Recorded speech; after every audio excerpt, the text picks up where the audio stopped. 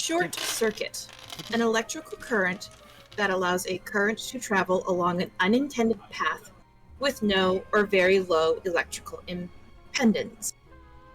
Another use of this term is commonly used with slang to overwhelm or overwhelm a person's ability to think or function properly, often due to too much information or stress. When one is given too much information, sometimes they need time to process it properly in order to make a decision on what to do next. Or they sometimes wish to forget the information entirely.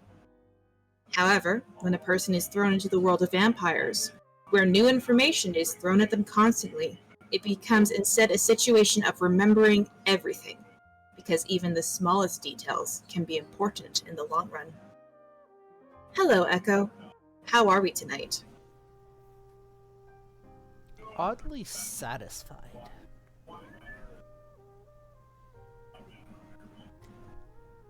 Maybe a bit confident?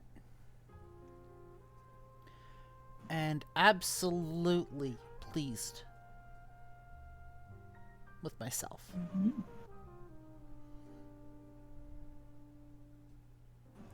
We pick up tonight, shortly after leaving the Bundy house. Your new ghoul, Mrs. Candy Bundy, the mother of one of your other ghouls. Although most would consider her less of a mother and more of an abuser, considering the fact that for at least the last decade she's been drugging her daughter with an antipsychotic in order to appear normal, as it were. Only time will tell if Rhonda will ever truly recover from this betrayal or not. The drive has been mostly quiet. Marcus has lowered the window in the back, not for Candy, but for Bingo, the dog, to poke their head out as you begin to drive back. When Marcus's phone rings, on the dashboard of his truck where a display screen is set, you see a familiar freckled face of Ro appear in what looks like a selfie with Marcus, but you can only see his chest as Ro has one of her arms linked around his, smiling brightly. Marcus, without pause, presses the pickup button and says, "You're on speaker." There's a long pause before Ro replies, "Are they cool?" Hi, Ro. Echo! Yeah, you're cool. Wait, is there anyone else? There is. Are they cool? No. Do they have a choice? Also no. Marcus speaks up. They're a ghoul. Ah, okay, sweet. Marcus, I need a huge favor. He just slowly blinks as they reach a stop sign. Dare I ask, can you stop by a dollar store? And I need you to pick up those candies that explode. Come again? Are you talking about Pop Rocks? Yes, those! The candies that explode. I need them. I had an idea for a drink. I need them and cherries. Those haven't been in a dollar store in forever. You'd probably have better luck going to like a specialty candy store. But all the specialty candy stores are closed. You're not going to find them at the dollar store. Sorry. They haven't sold them there, like, as long as I can remember. Seriously? I feel like it just happened recently. When was the last time you bought them at the dollar store?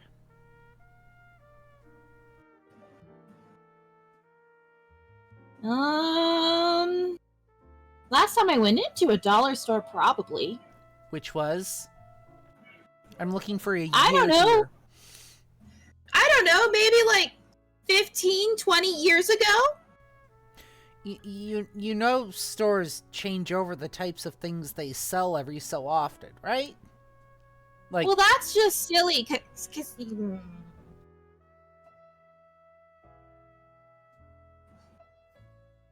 Well, poo.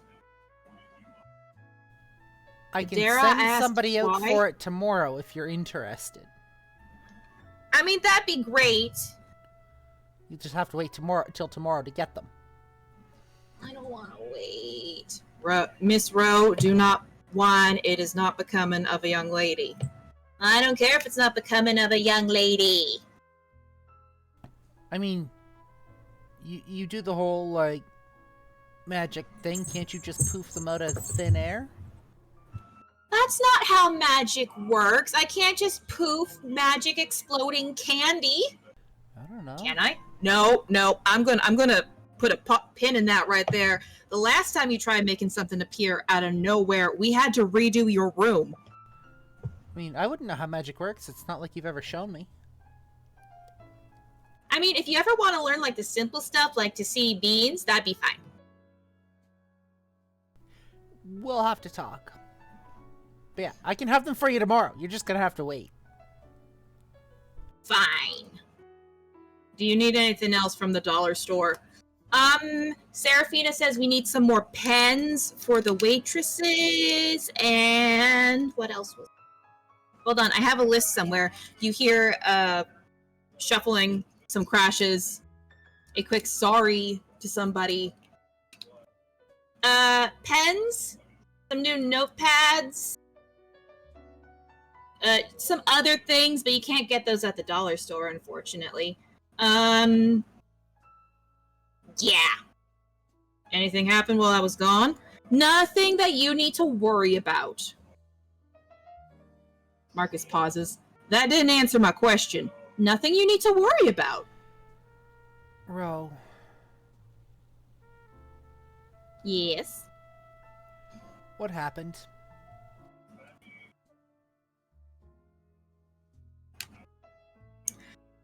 So first of all, the other guy started it. Oh god, he pulls over. The other guy being Victor.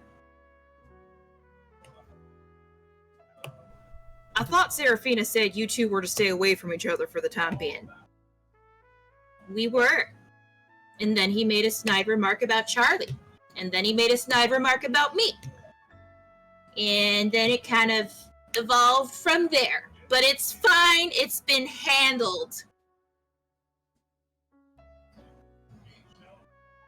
On a totally unrelated note, could you look into picking me up some silly string?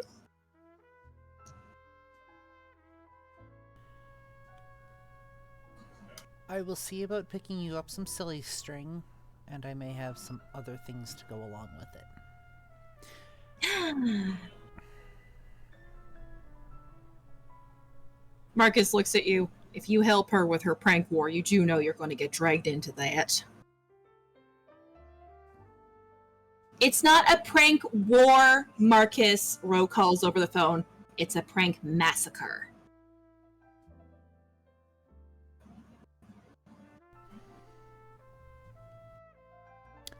I got nothing. He just sighs, pinches the bridge of his nose. Is there anything else I need to be made aware of? Nope, nothing I could think of anyway. At least nothing anyone's told me. Is Victor there tonight? He was. I'm not sure if he's still here because I'm kind of hiding out in my lab right now. I know his girlfriend's here. But she's also working tonight, so I don't know for sure if that's just like they follow each other type thing. I don't know their relationship, really. I try to stay out of it. Mostly. Marcus, can you drop me off on your way by? You sure? Yeah, I'm gonna leave Candy with you to do the errands. Alright, is there anything you need at the dollar store while we're there? I never say no to a good notepad. Never underestimate the use of a good notepad. Of course. Just notepads, nothing else? I don't know, maybe some snacks for Rodna and Chris. Okay. And one item Mm-hmm. for Candy. Right then. He jots down a quick note on his phone. Snacks. Notepads.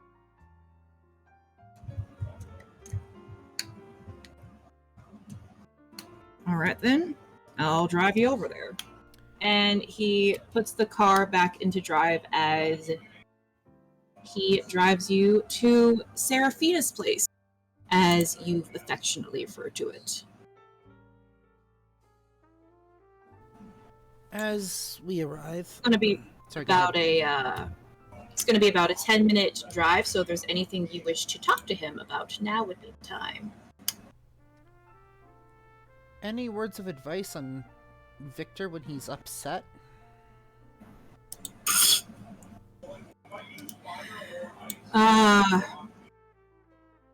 Victor doesn't typically get upset too often, but when he does, my dad used to have a saying about people who like to hold grudges. Sometimes it's like they like to hold on to it like poison and expecting the other person to die. Stay inside. Let's say he has a high constitution. Stay inside. Got it.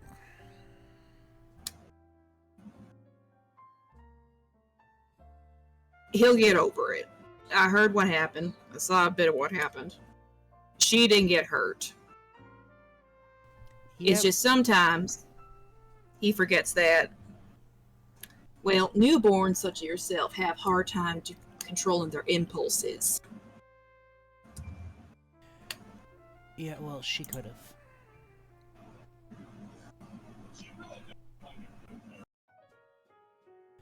Either way.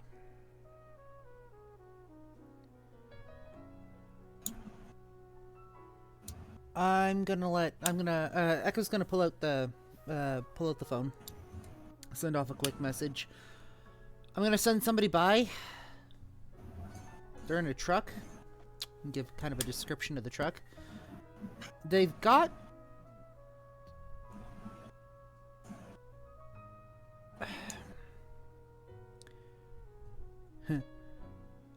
They've got a dog inside. The dog goes to my apartment, eh? Who are you sending this text message to? Rodna. She sends you a thumbs up emoji and also a "Who's the guy?" question mark, question mark, question mark, question mark. Don't want to get into it. He's good. She sends you another thumbs up emoji. When you guys are done with your And then another follow-up text. Where's my mom going?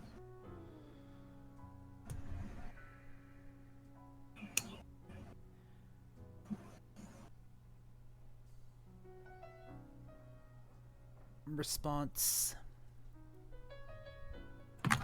Echo taps out a response. For right now, she's going to do some errands, and then she's going to stick around with me.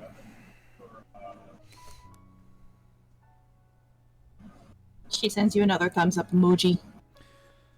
I'll let Marcus know to drop the dog off at the apartment, and when they're done the errands, Candy comes back to Seraphina's place.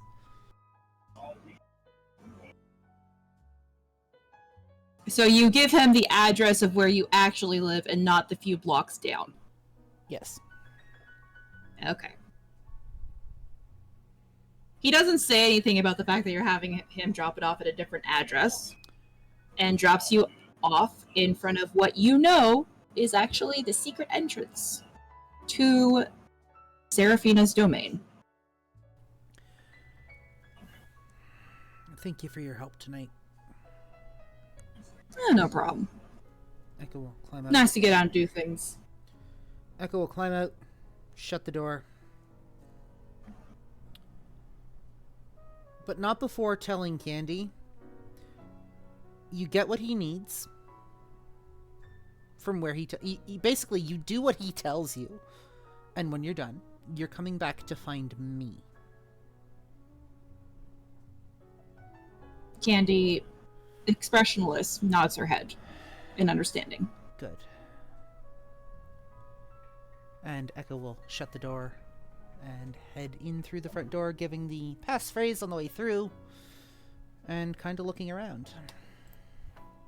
you find yourself entering the Velvet Pussycat, the secret magical burlesque spot. They're middle of the week. Once again, not packed, but definitely more people than there would be at any sort of dive-in or even like a fancy club. Mm-hmm.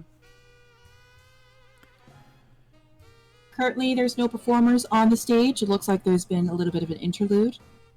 People at the different tables are chatting, talking. Rafe is at the bar in his... This is definitely his scene, as you see him casually speaking to customers as he mixes, makes, and delivers drinks. Echo will wave at Rafe. He'll give you like a nod of acknowledgement, a large smile on his face. And they will look over at Rafe. Seraphina in her office? Last I saw sounds like she was on a phone call. Things got a little heated. I'm not exactly sure what's going on with it. Probably let her know that I'm here, just in case. Thank you. Have a good shift. I'll try. And Echo will... You want anything? Give me the strongest whatever you got. Ooh. Alright then. And with that, see you in a bit. Echo will walk back to Seraphina's office. Lila is standing outside of Seraphina's office. Naturally. You can hear muffled speeches behind her door, which is closed. Heightened senses. A little bit heated. Right off the bat. It's definitely Seraphina on the phone. Mm-hmm. You can't be, even with heightened senses, you cannot hear what the other person is saying. I want to hear what she's saying. These is what you hear. So it wasn't her. For the last 3 nights. Mm-hmm. And what's being done about that? I see. It's being handled. Good. Now, Ryder, I know you're about to pass out. I don't quite frankly care. I want an update as soon as they're back, and so help me if they aren't. I don't care that you could supposedly rip me in half. I will find you, and I will personally make it so you are unable to ever reproduce again. Do I make myself clear?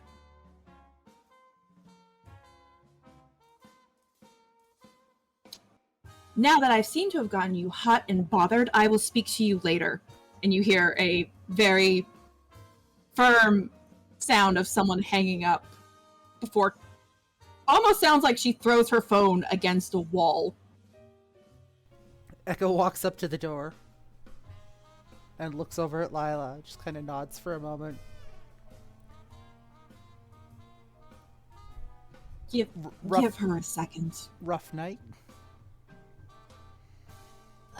She's recently gotten some information that is less than ideal. And from my understanding, the situation is being handled, hopefully in a way she likes. But it sounds like... I believe you mentioned you wanted to speak to Isabella about something? Yeah. It sounds like that might take a bit longer than anticipated.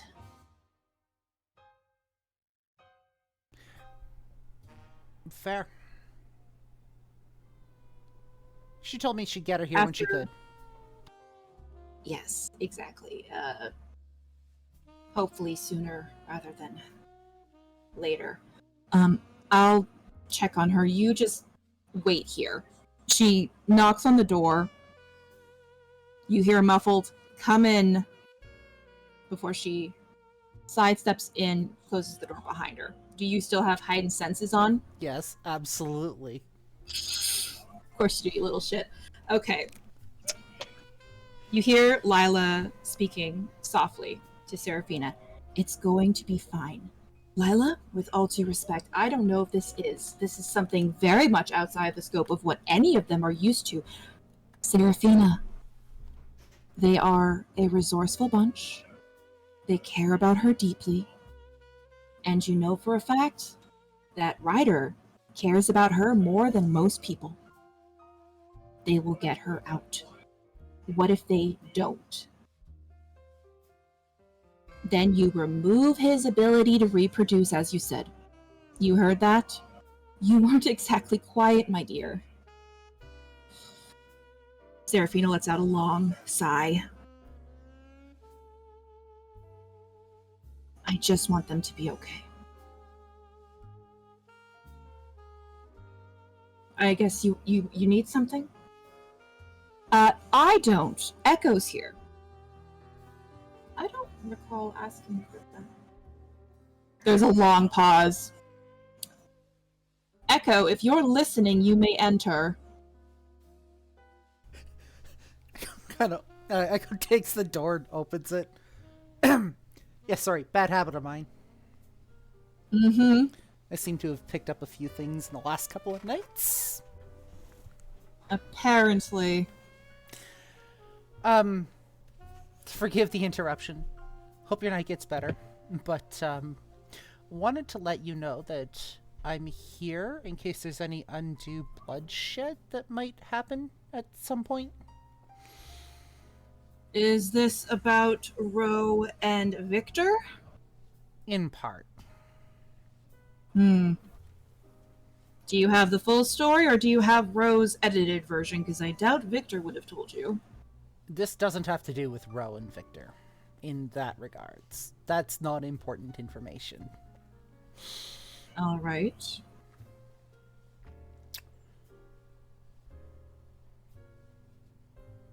Just wanted to let you know I'm here, in case I seemingly go missing. Any questions you want to ask me before you leave? No, your business is your own. Very well. And Echo will head back out of the room. Do you remember the rules of the house? I would hate to see you get transported somewhere you don't belong. I'm fully aware. Excellent. That being said, a nice vacation to Hawaii might not be a bad idea. Probably wouldn't be advisable. The sun's still up over there, last I heard. Damn. Alright. Echo will back out of the room and just ever so casually close the door with a small little click. Making sure that click is, like, very audible. Do you stay standing there for a few moments, or do you walk back to the bar? You know what? I'm gonna stand there for a few moments. See what happens.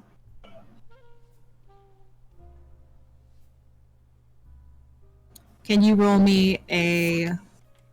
Let's see... Dexterity subterfuge check. Dexterity and subterfuge? What the fuck is this bullshit? You're trying to make it so... You gotta remember, Seraphina has very good hearing, too. Yeah, I know. Hold on. So that's that. And that. Yep, that is not a hunger dice. Wait. Hold on. Dexterity is 2. Subterfuge is 2. I have 3 hunger dice up. That's not going to work. 2 of these. 2 of those. This one goes back. There.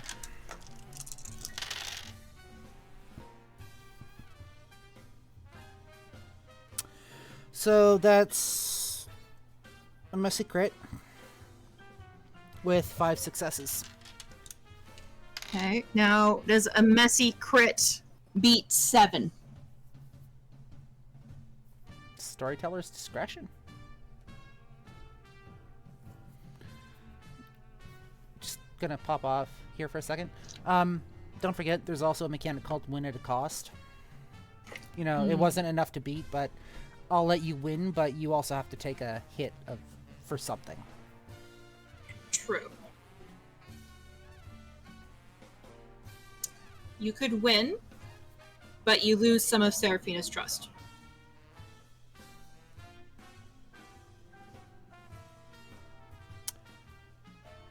We'll say I keep my hearing up as I walk away. Mm-hmm. That is completely fair. You hear Lila speaking to Seraphina, again, softly.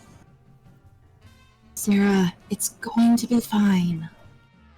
Trust me. Besides, you know Isabella. From what I've been heard of her, she's piss and vinegar. That's part of the problem, Lila. I am honestly worried to see where this ends up. And then you hear Lila say, oh, just come here, let me hold you, as you enter the bar area.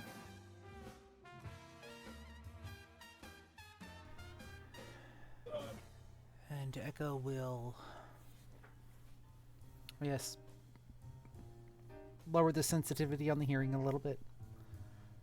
Which is wise, because the second you enter the main area, you are hit with the sound of music, clattering of glasses, multiple different discussions happening at once. It is honestly an assault and almost overstimulating. And Echo will walk over to the bar. Mm-hmm. Just kind of lean over it for a moment and then look up at Rafe. Where's Victor?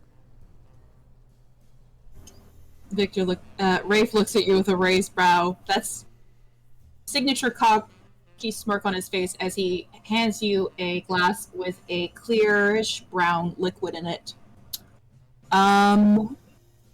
Currently, I think he stepped out for a second, but he'll be back any second. He's got some matters he's got to attend to, apparently. I mean, also, he can't go far. He is the, what's the term we use for him? The front of house manager, I guess? Sure. Yeah, so he won't be far.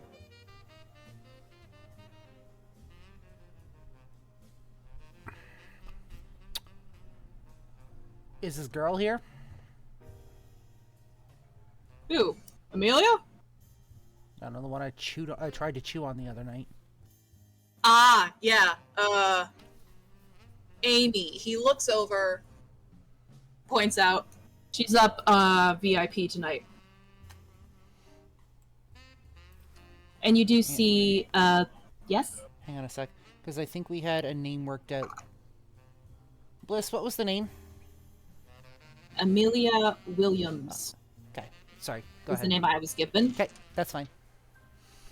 Yeah. Go ahead. You do see Amelia. She is up on the top floor. Well, not top floor. The balcony of the Delta Pussycat. She is currently handing off some drinks to someone. Her hair is up out of her face in a low ponytail, as is standard for most of the waitresses. She seems to be in her element, if a bit shy from what you've seen, chatting before going to the next table. What's it gonna take for me to get a seat up there?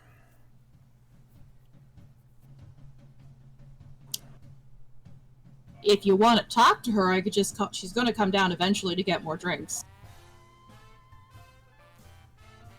Do you have somebody else that you can substitute for her in for a couple minutes? Let's see. He looks over the people that is working tonight. It appears there's quite a few people in. And as he is... Isolde! He calls out. And the woman you saw from a few nights ago, the hostess, looks over. He beckons her closer, and she walks up, and he whispers something into her ear. She looks at him with a raised brow. What's in it for me? He just gives her, like, a smirk and, like, wiggles his eyebrows. She rolls her eyes. slaps his arm before walking towards the stairs to the VIP area.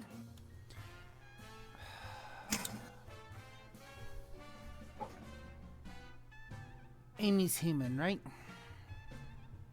Yeah, she would be. Technically. What's her favorite drink? Well, by technicalities, she's more human than the rest of us, which isn't saying much. What was it? It was like this cotton candy thing that Ro invented a couple weeks ago. She's been downing those every other night. Can you mix one up for me? Coming up. Cheers. Cheers. As he goes to mix that, Amy walks down, looking a little confused, and then she spots you, and her entire body goes absolutely rigid.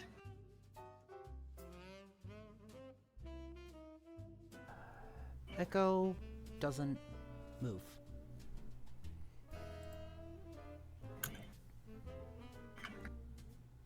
Rafe is kind of looking between the two of you.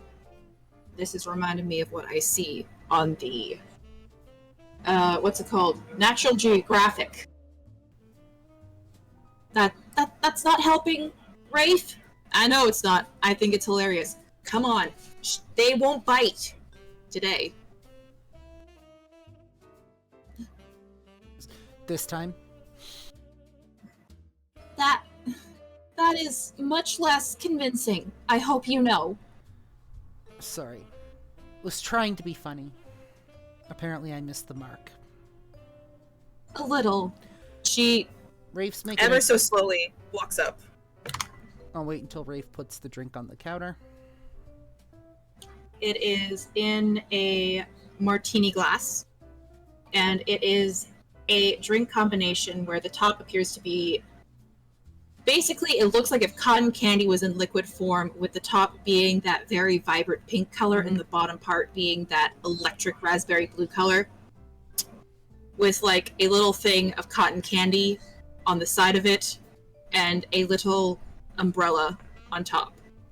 You do notice that Rafe actually makes a point to look through the umbrellas and takes one out and puts it in. It's a little white umbrella, which Amy doesn't seem to want to take the drink at first until she sees the white umbrella and slowly picks it up. Rafe, we're gonna steal one of the seats upstairs, or one of the booths upstairs. Why?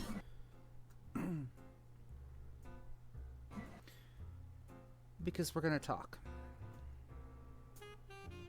I don't know if I'm supposed to talk to you alone. Is that something Victor said? She stays quiet.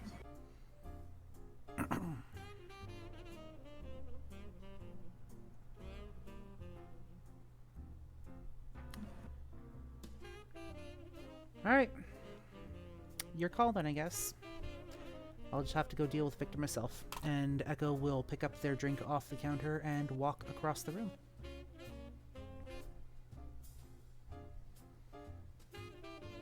Amy doesn't do anything to stop you.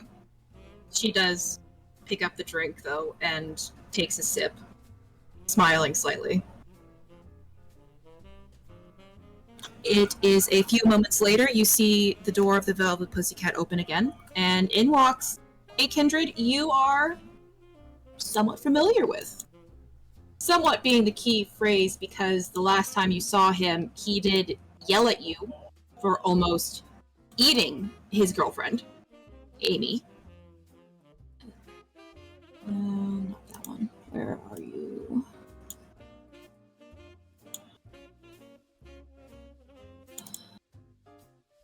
As I find his picture.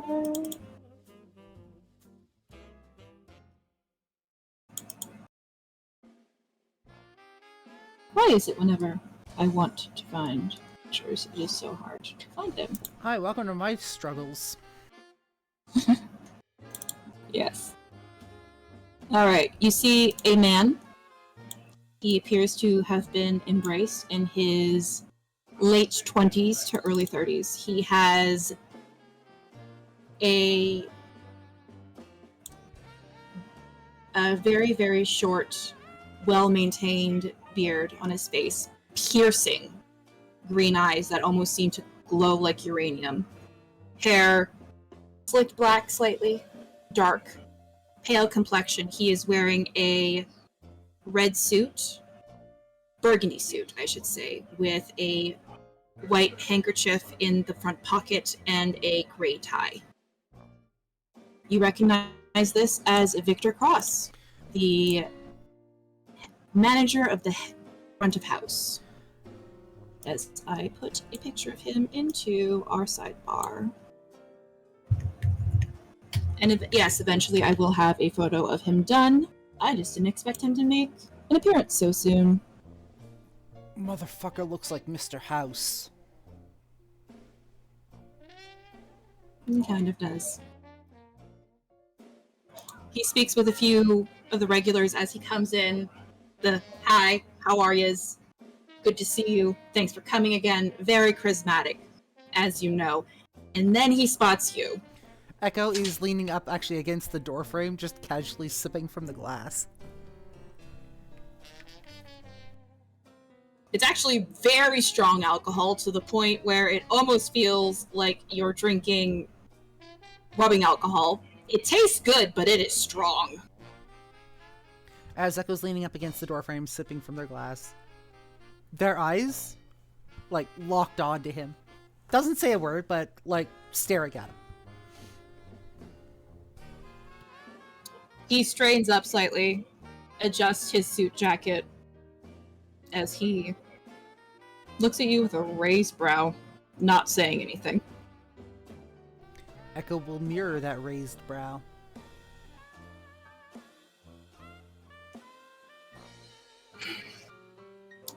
Can I help you? I mean, probably.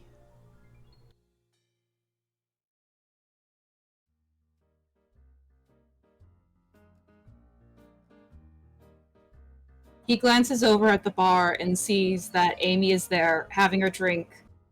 You see him looking at her, and she just like gives a smile and a thumbs up. And she takes another sip of her the candy cotton catastrophe, or whatever it's called. The thing that looks like cotton candy catastrophe? Yes, that's the name I'm going with. It's called the cotton candy catastrophe.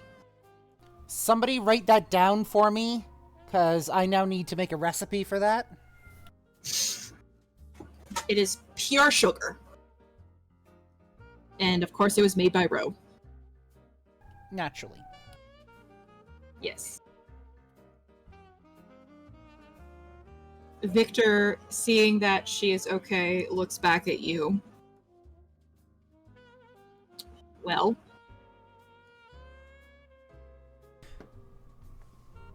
Well?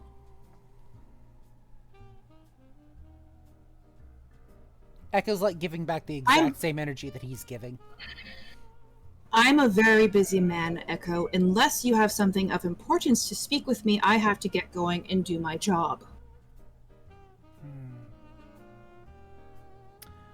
Well, it seems here that, your girl has been told not to talk to me alone. For good reason. How long? And why would that be? Because the last time you were alone with her, you tried to eat her. I wasn't exactly alone with her, first and foremost. And second of all, how long has it been since you returned? Yes, however, we both know when it comes to feeding on mortals, Miss Shelwood isn't exactly the most reliable. Cool. So, you're expecting somebody freshly turned to be able to control those impulses? What was your first night like? I'm sure it was absolutely spectacular. Why don't you regale me a tale with the tale of that? I'd love to hear it. My life story is none of your concern. So that would be a no then. So I'm assuming it didn't exactly go all that well for you. I, at the very least, didn't try to eat someone else's property. So, if you'll excuse me, I have business to attend to. And if you'll He says as he excuse walks past me, you. I was simply trying to make an apology when I was told, sorry, can't talk to you. But I'm guessing that might be out of the question tonight, so if you don't want that apology, I'll just go about my own business, and I'll go home for the night, and you can deal with that. Your choice. He lets out a long sigh. You want to give me the cold shoulder? That is absolutely fine, Victor. You'll get it right back. I give the energy I'm given. You don't even know me. You didn't even take a chance to get to know what I was like when I was in my right mind. And yet here you are judging me for something that was completely out of my control. A bit of a control freak tendency, don't you? Always like to be in control, always like to be on top. Always like to know what's going on. You like to think you're moving chess pieces on a board. Hi, I'm the rogue element.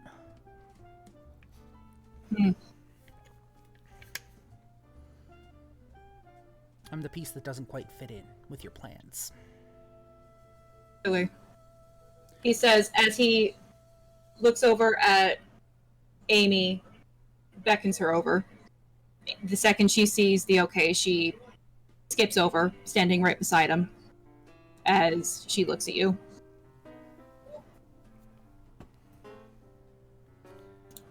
Now,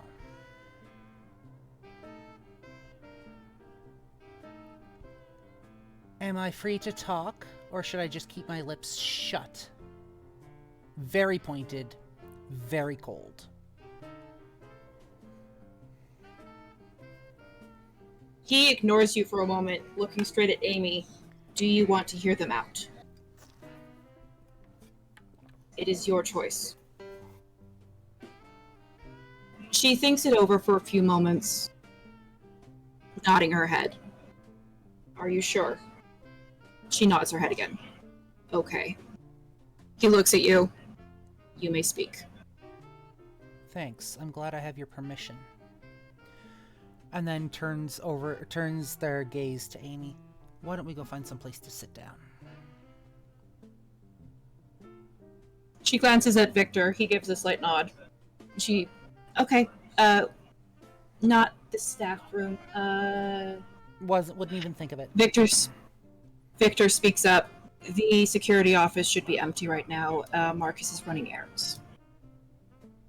Yeah, actually, Marcus is running an errand for me. And for Seraphina. I believe he was also trying to find something for Miss Shellwood. Something about loading candies? Yeah, those will be taken care of, but can't get them till tomorrow. He looks at Amy again. Call if you need me. I'll be fine, Victor. Not a hair. Go. You got stuff to do. Not a hair on her head. He looks at you with a raised brow before leaning down and gently kissing Amy on the forehead. I'll speak to you later. She gives him a very warm smile as he goes off to continue his duties. As he turns to walk away, against my better judgment, Echo just kind of looks at Amy for a second. Does he always have a stick that far up his ass? Against her better judgment, she tries to hold back a laugh. He's protective. Yeah, I get that. But for somebody who should have the ability to read people, he kind of misses the mark, doesn't he? In fairness, if you had someone you cherished a lot and someone almost ate them, would you be happy with them? I'd be pissed, but I'd at least be willing to hear them out. but that's the difference. She gently fiddles with a small locket that she's wearing. He cares a lot, and sometimes when you get older as a kindred, that care can turn into possessiveness. He's very careful to not toe over that line too much, but he's a good man, if a bit hard-headed at times. Hmm.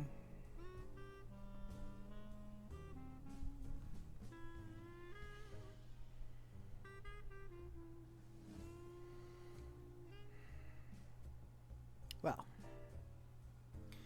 Security room? security room, or we can pick a booth here in the bar where people can watch us. It's your call. I'd rather not take a booth in case more customers come in. It's the middle of the We have one of our main performers performing tonight, and let's just say whenever she's here, it's always a full house. I don't think it's going to take that long. Still, it's okay. Sometimes you gotta do things scared, right? Your call. Okay, come on. And she leads you off to a side room. You had seen Marcus. Actually, no, a couple of nights prior, you had Marcus had come out of this door when you had spoken to him, asking if he had wanted to speak to you. As you enter the office, similar to his vehicle, is in pristine condition. It is clean from head to toe. There isn't a speck of dust to be seen. It is very professional. There is a wall that is just security monitors on one side. On the other side is a two-way mirror that actually oversees the entire floor of the main area of the Velvet Pussycat. It's actually on the other side. It's behind the bar. So you can actually see Rafe like chatting with someone. You see him speaking with Reggie about something, giving him another drink. You feel a slight rumble beside you as glasses clink together, and once again, no one really reacts to it.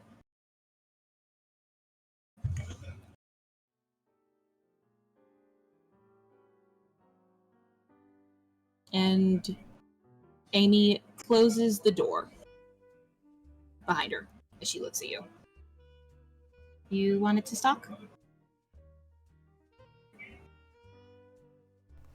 Sorry, was that a misspeak on her part or your part? What part? I heard you wanted to stalk? You wanted to talk. Okay. I was going to say, no, I did that the other night, but...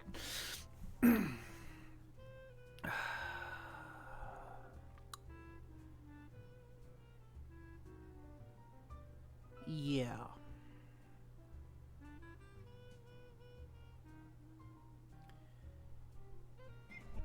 I owe you an apology.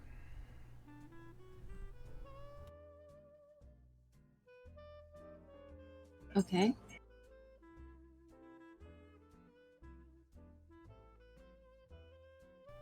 You just If that was the apology, it's not an apology. That's just you saying you. No, sorry. I know. Give me a second. For somebody who's usually good with words are failing me horribly.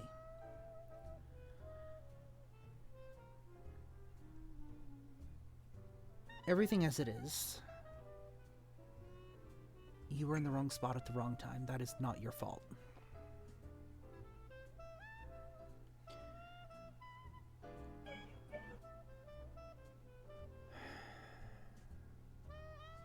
It was a rough night that night.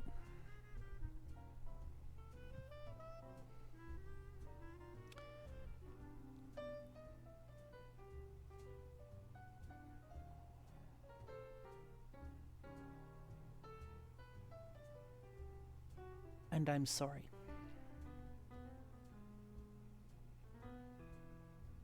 She looks at you for a long moment. The apology hanging in the air.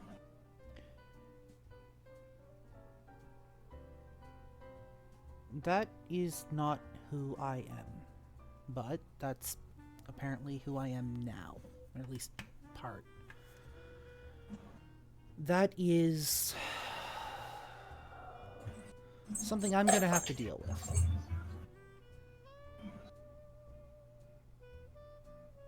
Yeah, It hit like a freight train. it does.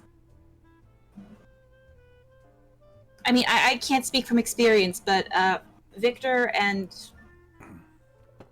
someone I care about deeply, I've heard about their experiences. So I was right. His first night was messy. I mean, I wouldn't know. I wasn't there. He doesn't like talking about it. I think... She pauses for a long moment. I'm not sure. He never talked about it, but I think the person who found him afterwards was someone very dear to him.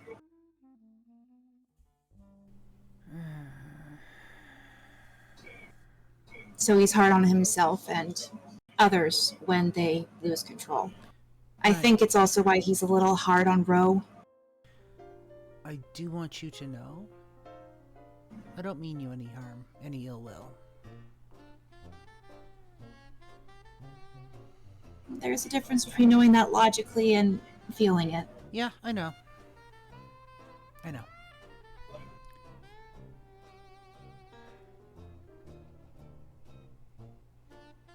Sorry, I suck at this. It's okay. I don't think anyone's good at apologies. Shit like this was never a strong point for me. For some people it comes naturally, for me not so much. Again, for somebody who's good with words, words kind of fail me. I mean, at least you came and apologized. Most would have just pretended it didn't happen. In fairness, I kind of expected that. Let's just say ghouls typically aren't treated very nicely sometimes. Yeah. I also was human not too long ago. Like, a matter of literal nights ago. I'm not so far removed. True.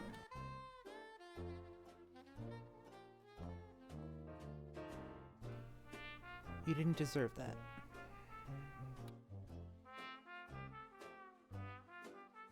And you don't deserve Victor biting down your neck every time. Well, not biting down your... What's that term that's used these days? Down your throat? Breathing down Jumping your neck? down? Yes, that. You don't deserve that. I'll chat with him. He... Like I said, he gets possessive. Technically, he's the only one allowed to bite me. You don't need to know that. You don't... She's blushing a bright red. You're fine. You're fine. Okay? Mm-hmm. You're good. I didn't hear a word. Your secret dies with me. I will offer you this. If you need somebody to talk to, and you can't talk to Victor for whatever reason, just need somebody to let off steam, come talk to me. You've got an open ear. Okay? I'll bear that in mind. Good. Thank you. Are we good? We're good. I can't say the same about Victor, but like I said, I'll chat with him. I'd appreciate it.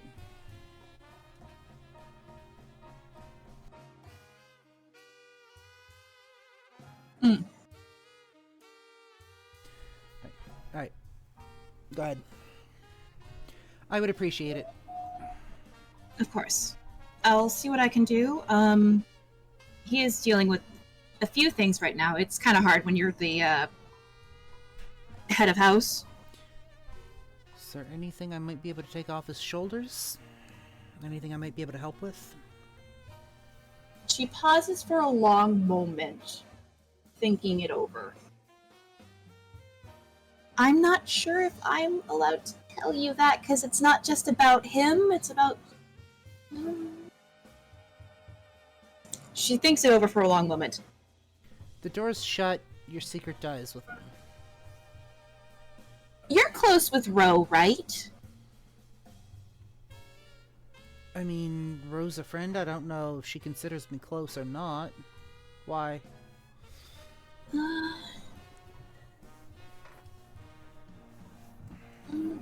She looks truly conflicted about Just talking about this. So there might be a slight stalker issue. Do tell. Like, instantly, Well, Echo's gaze is like, Echo's eyes are like, immediately just snap to Amy. All of the interest in the world. Do tell. so... Well... Earlier this evening, so we get mail through a P.O. box, typically, because for obvious reasons we can't have mail delivered here. And earlier this evening, Ro got some photos of her arriving just as she got back from her trip down south, as well as a photo of two at the trip down south. I'm listening. Her and Victor were kind of having a bit of a out about that because Victor wants to contact Ro's sire to get some more security done, I guess, but Ro doesn't want to bother them, and it's kind of a whole thing. So that's kind of... And then that kind of snowballed into them fighting very loudly, and some not so nice words were said between the two of them. I see. A compromise was made, and apparently they were going to tell Marcus about it, so... And now Ro kind of has to stay at the Velvet Pussycat unless she's being escorted by Charlie. Which, I mean, they're connected at the hip, so that's not a big deal, but...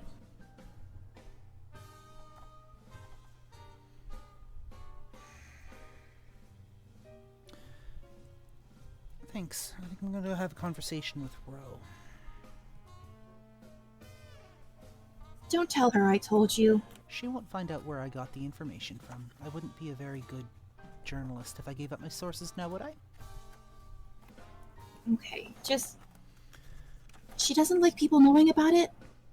Yeah, tough shit. Okay. I probably have to head back to work anyway. Be careful. Enjoy the rest of your drink, and if you want another tonight, you tell Rafe I said to charge it to my tab. I might take you up on that offer. At the very least, it won't be as expensive as it usually is since I'm on the clock. Get whatever you want. And if you want a bit of alcohol to take the edge off, you are welcome to do so. I don't drink while I'm working, but I might do it after my shift. Thank you. You're welcome.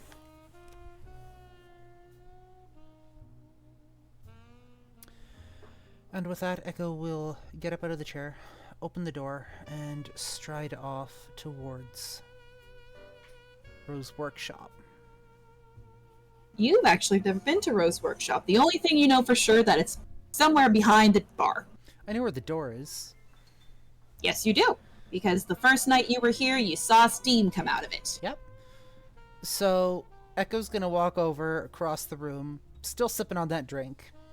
Walk up behind the bar. Doesn't even fucking... Rafe looks at you. Doesn't even fucking You get knock. a job here? Doesn't even fucking knock. You don't knock? Just, like, completely dismisses Rafe for a moment. Just, give me a sec.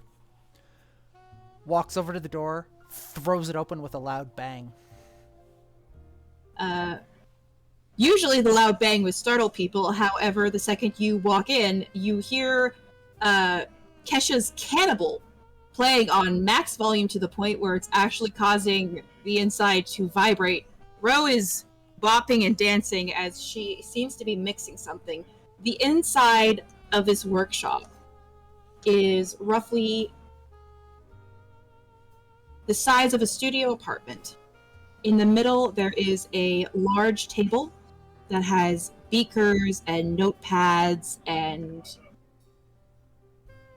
The more you look around, the more you think this is what a mad scientist witch's workshop would look like.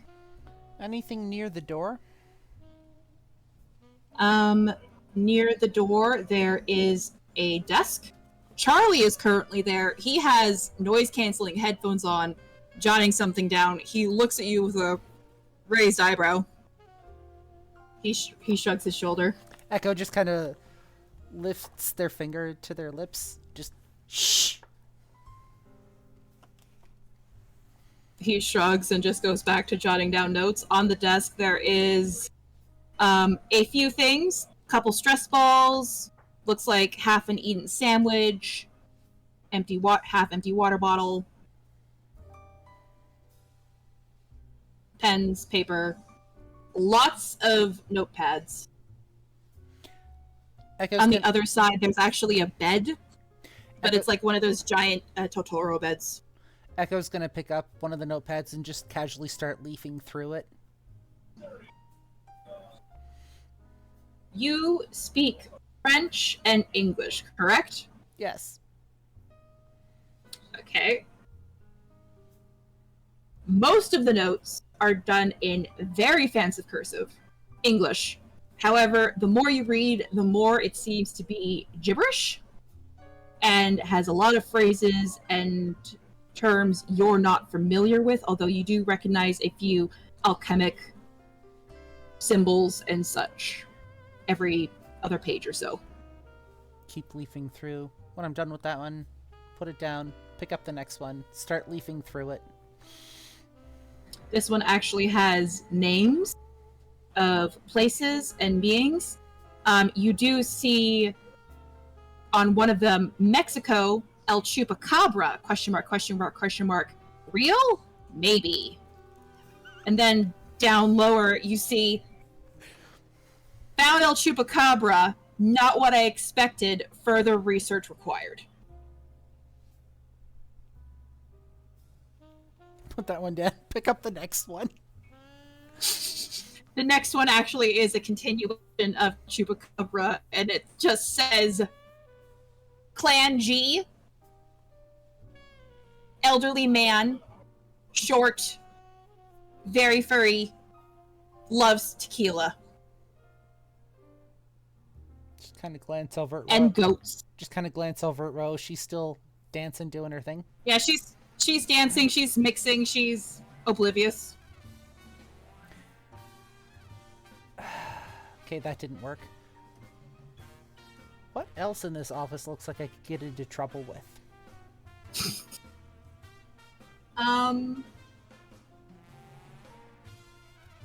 Roll me a wits awareness check. One sec. Find my character. Charlie seems unfazed by the fact that you're leafing through things, which tells you either he doesn't care or it's not important enough to keep secret.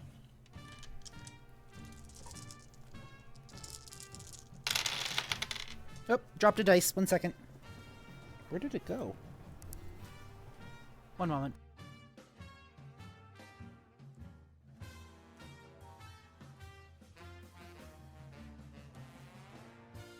We lost a die. 1 moment, please.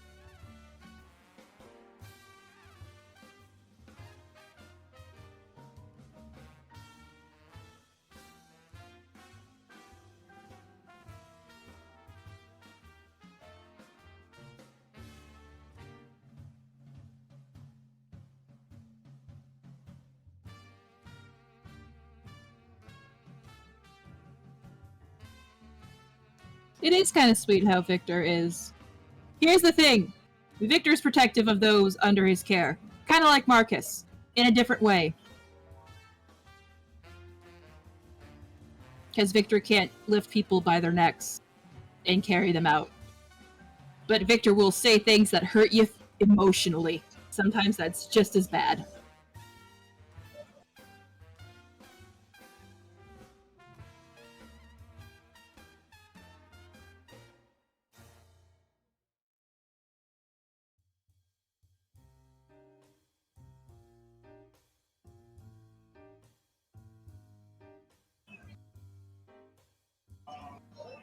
I think we've lost Echo.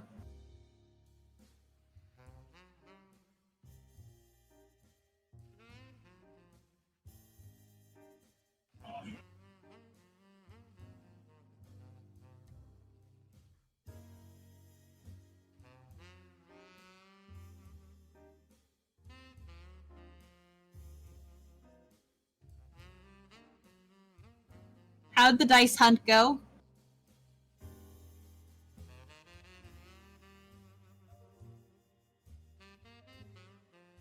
Alright, sorry, found the dice. 4 successes. 4 successes. Also, apologies to the chat. If you hear rumbling, we are having a sun thunderstorm, apparently. Huh. Very rare, very powerful. Might be a tornado. Who knows? We're not in the area to get it. Says you. We can get microbursts. The odds of us getting one are kind of. We've only had 2 in the last. You're slim. I wish. Anyways, as you're looking around to find other things to mess with, Charlie clearly isn't gonna stop you. You do see on the desk, actually no, not on the desk, on a shelf, like that would be in Ro's peripheral, a small painted portrait. And the first thing you notice about it is you see the shocking red hair in it. And it's, however, unlike Ro, who currently is rocking to space buns, her hair is pulled back in a very early 1900s hairstyle. She's wearing proper lady attire as she is sitting in a chair with what looks to be possibly Charlie standing beside her in clothes that you would recognize as ones that would wear of a bit of a lower status than the kind Ro is wearing. Take a look at the painting then, and let's see what stands out. Well, if you didn't know how old Ro was, you would think this is like a relative of hers, because you can tell the painting is older. And in the little corner, you do see August 1918.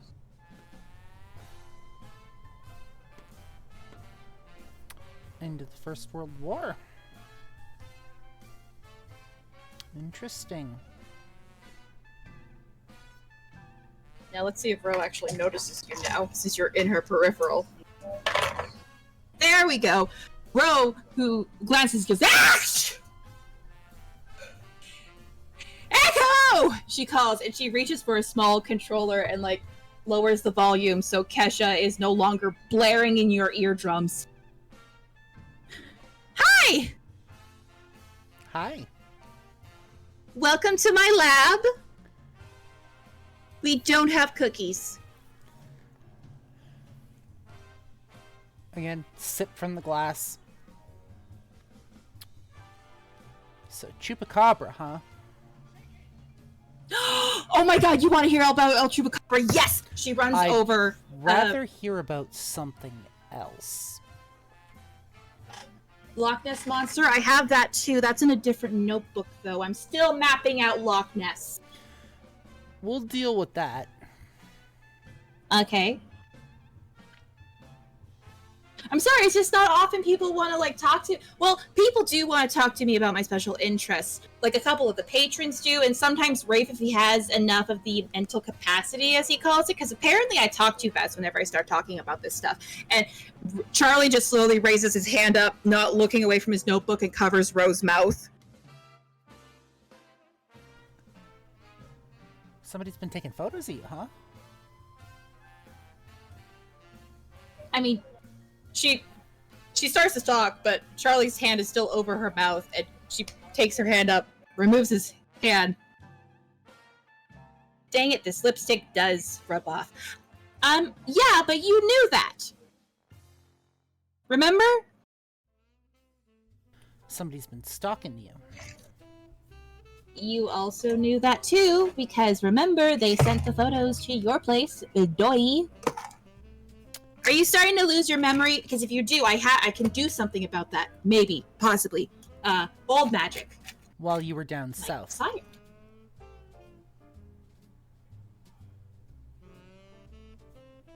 She freezes.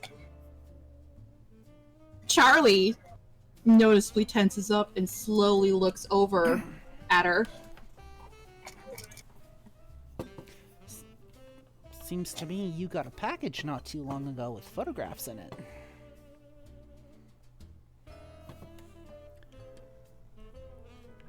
I told you.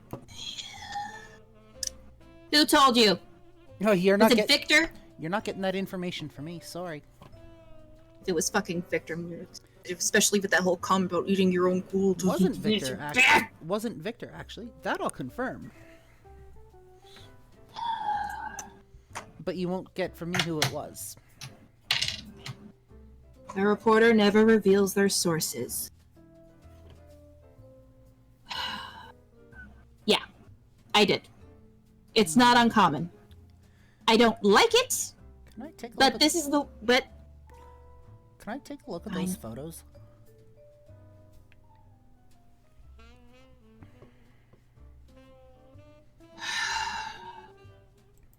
it's fine. Charlie just suddenly... Raises a large legal yellow envelope. Charlie! Echo will take. Thank you, Charlie. Appreciate it. You're supposed to be on my side, Charlie. I'm always on your side, my lady. However, you need to learn to stop being so fucking stubborn. Don't you start with the whole my lady.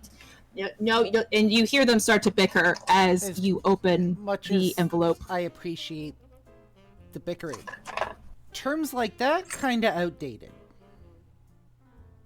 By about My lady? By about half a century. Well, that's stupid. Also, she was my lady. Yeah, I get that.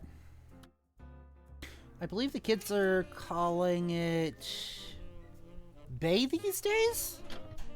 Could be wrong on that, though. What? No. He groans. My family was in servitude to hers. Yeah, you're not anymore. So she keeps telling me. Old habits die hard. Whatever. You were a slave, la-di-da. I wasn't... whatever. Technically, he was the son of my tutor. Echo will start leafing through the photos, pull them out, and examine them. And I'm gonna roll Int plus Investigation Photography, which is my specialty. I was about to say. Do I get the extra dice for the specialty? Yes. Cool. Place 2 of those with hunger dice.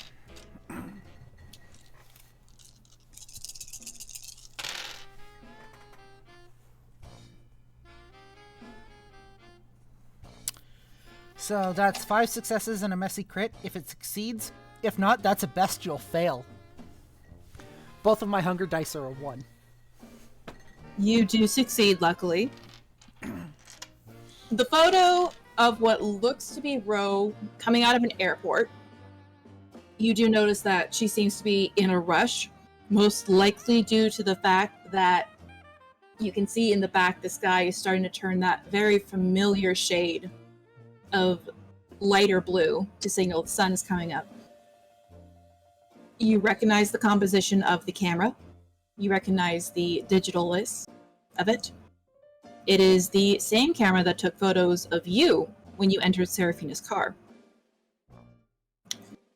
The other photos, however, look to be not as high quality.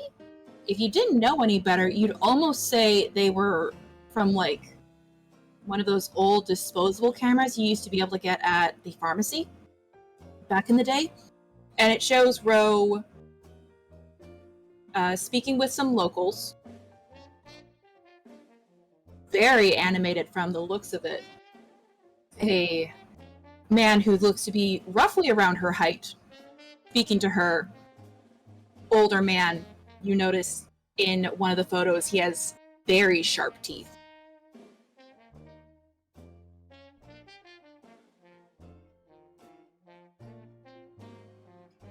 Do you know anyone in these photos?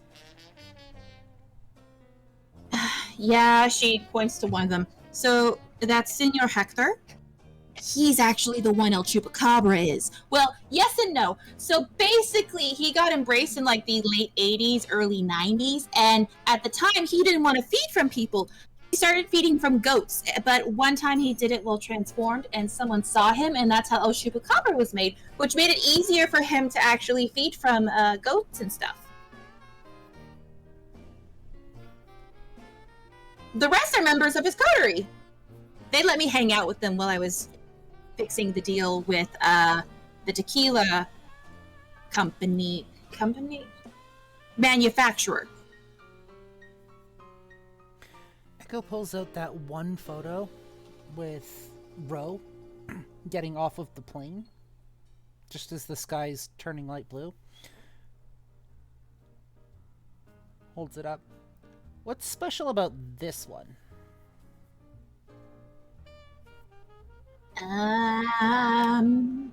Charlie speaks up. It shows how she's not smart when it comes to timing. No, it shows how passionate I am about getting back to work when I hear we have explosions happening, Charlie.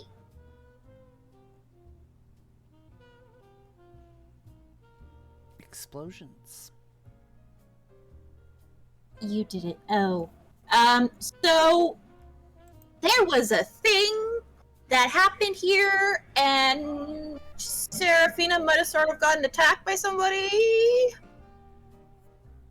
It slipped through the wards. I can't have that. So that's why I came back a little early from the trip to strengthen the wards. That's what I've been doing the past couple of nights.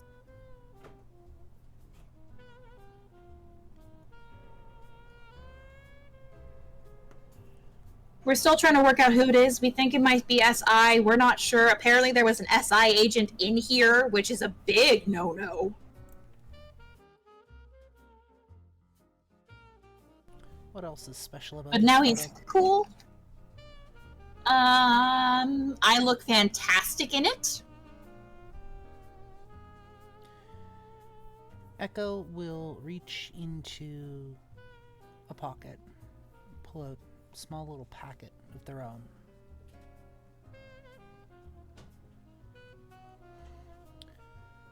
Rifle through it for a moment, and pull out that one photo that was taken with that same camera, and hold the photos up side by side. So what do these two photos have in common? 1 second as I see if Ro knows.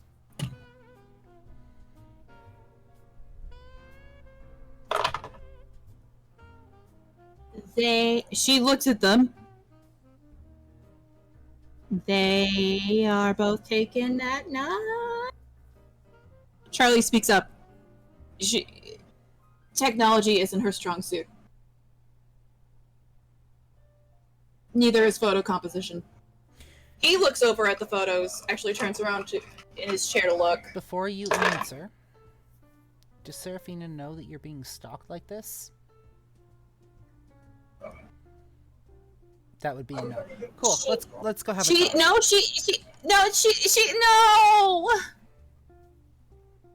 Echo, no. I don't. She has enough on her plate right now. She's aware that it's been an issue in the past. She's not gonna have to worry about it, but she does need to know what's going on with her employees. Yes. I mean, maybe, but it's been handled. Define handled. They only send photos. For now. Yeah, they've only been sending photos for 10 years. It's fine. Except now I'm involved. Well, yeah, but it's No, I mean, I've been pulled into it. These two photos were taken with the same camera row. One of you and one of me. all centered around this club.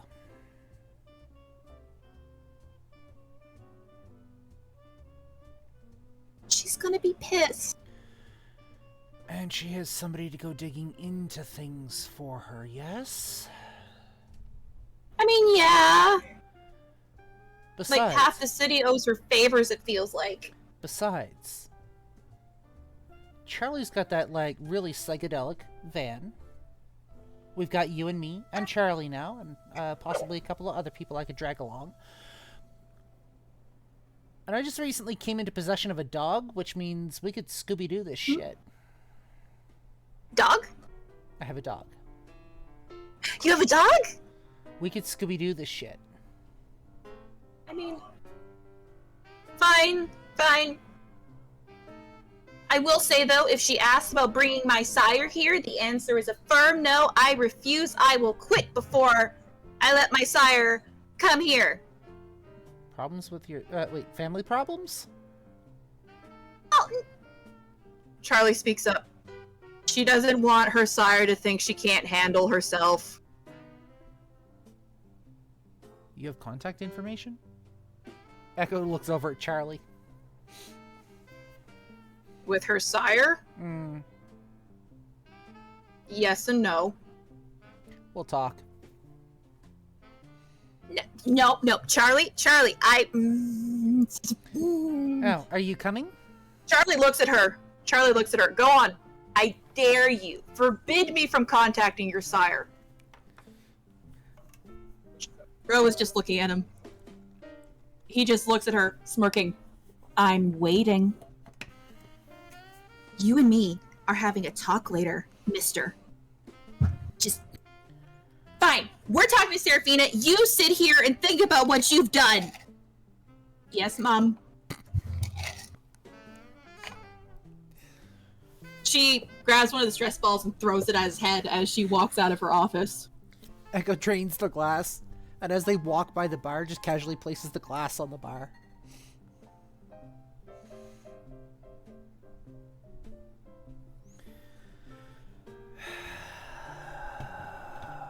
Rose just muttering to herself as she's like walking to the back office.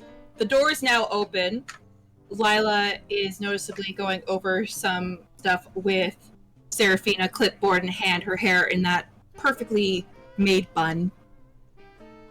Seraphina looks up. Oh. I take it you've spoken to Victor then? Amy, Victor's given me a cold shoulder. I'll give it right back. That's fine. So long as there's no fights in my establishment, that's fine. You can't be expected to get along with everyone. What was his first night like? Victor's? That is not my story to tell. Really? You're telling me a little bit of humble pie wouldn't do him good? I've spoken with him, and he understands his role here. And then perhaps he shouldn't be blaming fledglings for first night mistakes. He should understand that things tend to get a little out of control and wild. He understands that. However, unfortunately, when you get to be a bit older, sometimes it's hard to... Oh, what's the phrase? Separate the logical and emotional. He'll be fine in a couple of nights. He always is.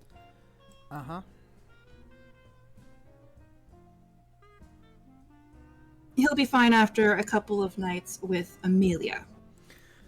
You trying to convince me or yourself? What brings you two here tonight? She says, closing her notebook, because Ro looks like she's in trouble, and she only ever has that look when she's about to deliver not so good news. It's not her that's delivering the news, it's me. She just happens to be involved. I didn't do it. I didn't do it. Okay. What did she not do? Echo will shut the door, walk over to the side of the desk closest to the door, and again, take a seat without being invited. How much do you know about photography?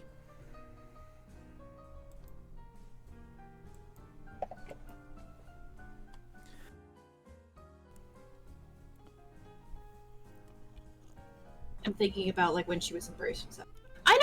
I know the basics. I am by no means a expert, but I know where to point and where to click.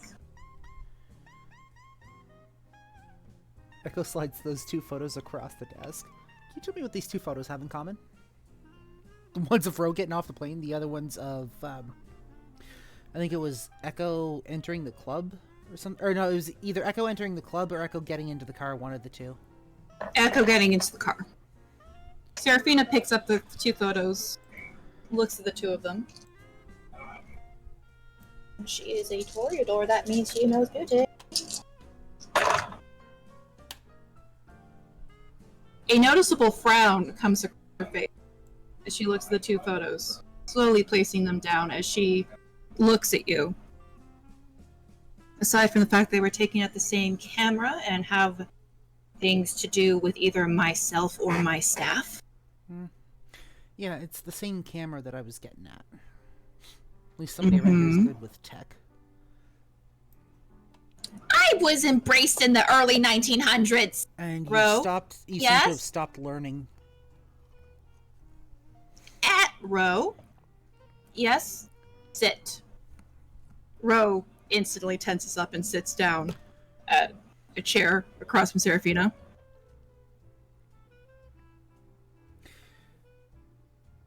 One could draw a conclusion that somebody's watching you.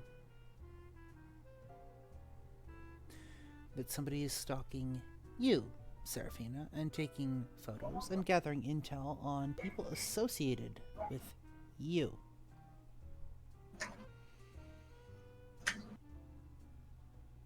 If that was the case, I would be in these photos. I imagine. Not necessarily. Because one of the things you're doing when you're grabbing intel on somebody, and I've done this a number of times myself, is you want to get to know the people around them.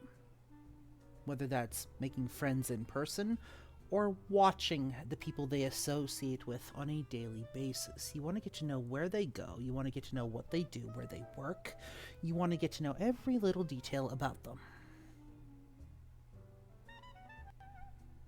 And if you don't know something, you don't want to tip your hand. And in your professional opinion, are they stalking me? Well, there's photos of me from the first night I was here. There's photos of... There's a photo of Ro getting off of a plane, but it's more than that. Because somebody also, and Echo pulls the photo out of them walking into the club through the doors. Somebody is stalking you and your business.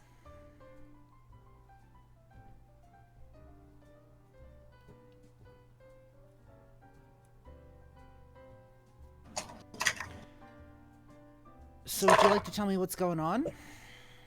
Or am I going to have to start digging on my own and start from scratch?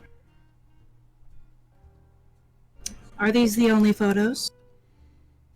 I think there was one more, if I'm not mistaken. So you did have another from C footage of Ro hugging you outside of your apartment. Put that on the table, and then I'll just drop the manila envelope from Ro's office, from Ro's workshop. Serafina picks it up, starts leafing through the photos,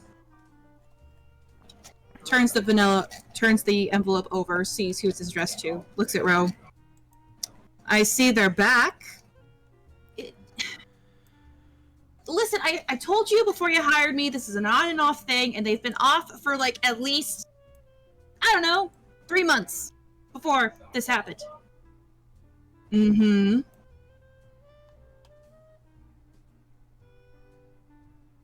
She puts the envelope down. I take it Charlie knows. Of course, Charlie knows.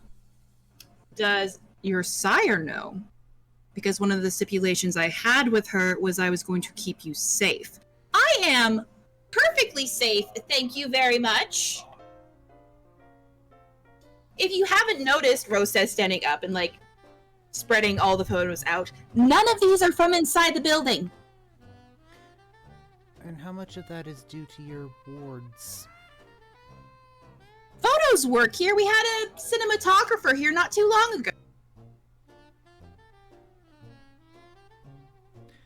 Seraphine speaks up. She's not wrong. We did have someone filming one of our acts. Mm-hmm. And to get in the front doors, you need... a passphrase.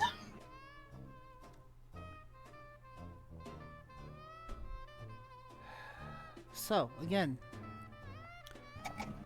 are you going to tell me, or am I going to have to start digging from scratch?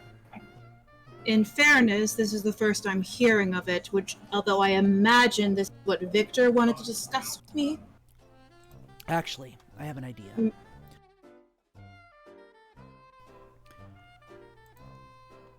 Are you... can you call a staff meeting in the bar? Pull your staff off the floor? Yeah. You want me to close production in the middle of the night? No. Before your first act hits the stage. While things are nice and quiet, would be the best time to do it. All of your staff in the building. We can pull Marcus back. I'm strategizing at the moment. I'm thinking.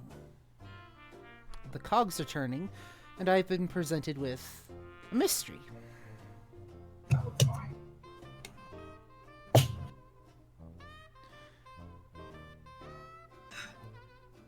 She picks up her phone, dials a number, puts it to her ear. Marcus, darling, how soon can you be back? She pauses, blinks. An issue? What sort of issue?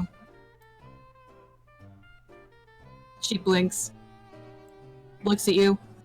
Apparently, solely after he parked his car outside your building and attempted to bring the dog inside, all of the lights in the building decided to simultaneously go out, and they're having a hard time getting the circuit breaker working.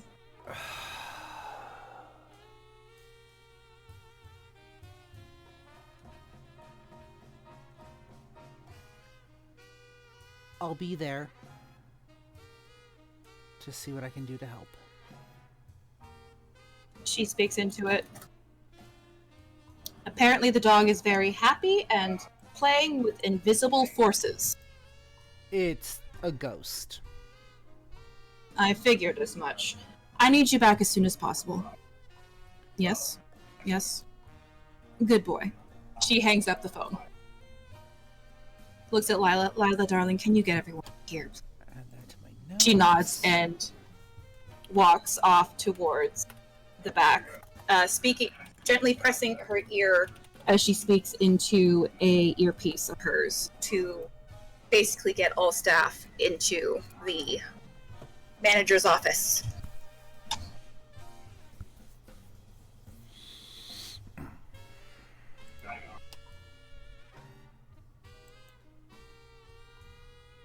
About 30 minutes later, everyone, a good portion of the staff, is actually there, with the exception of Lila, who said she would stay out to make sure nothing terrible happened and no one tried to find the bar. Marcus has appeared, his usual imposing self, making his way through the door as he stands off to the side. I need all staff. You don't tell the patrons there's nobody on the floor. The less they know, the better. She lets out a sigh. Fine. Lila comes back a few moments later, looking noticeably miffed at the fact there's no one outside manning the bar. Rafe is just draped. Rafe has made himself very at home in the pile of pillows in the corner. Just scrolling through his phone. So, Echo speaks up. Have any of you noticed anything odd going on around here? Any of you experienced anything odd around here? Have any of you received any mysterious packages in the last couple of nights?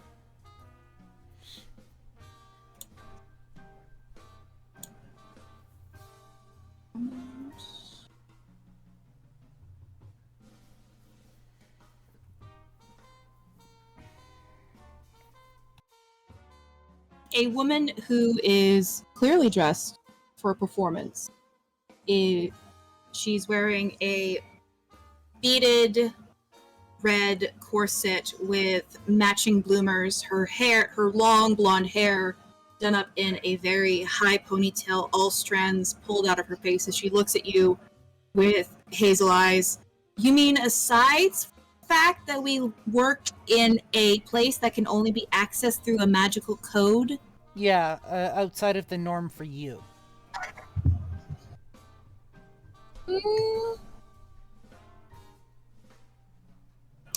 Besides for the fact I think Rafe is stealing my tips.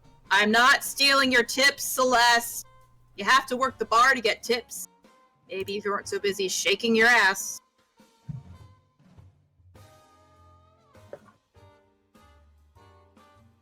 There's like some chatter among the others, but the consensus is no, nothing outside of the norm. Wait, are we talking about the explosion that happened like last week with the SI agent? I'm talking about packages in the mail. Or showing up at the door unexpectedly. A feeling of maybe being watched or tailed.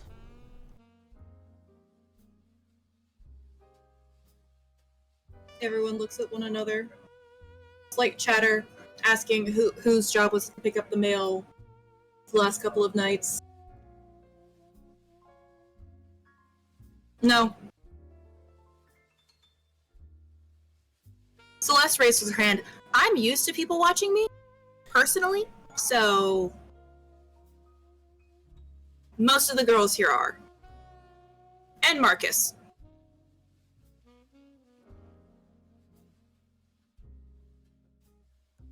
Anybody had any advances made at them? Or any passes made at them that were unwelcome?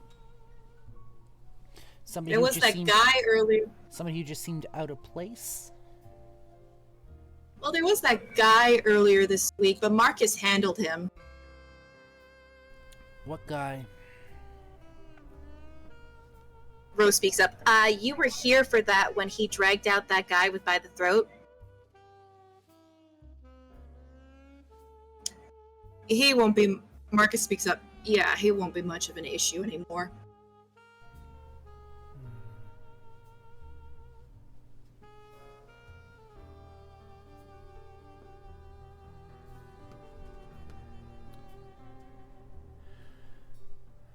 What about outside of the club?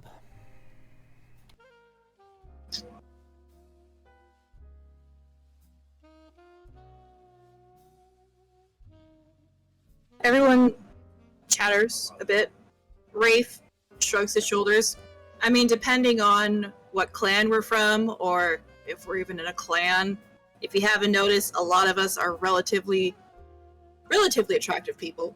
Some more than others, he says, gesturing to himself. But, yeah. I mean, stares here and there, people asking for phone numbers, stuff like that. Is there anybody not here that should be? Anybody missing from the group? Not currently, Seraphina speaks up. Everyone is here tonight, actually. Marcus was supposed to have the night off. First time since we started. I had a family matter to attend to.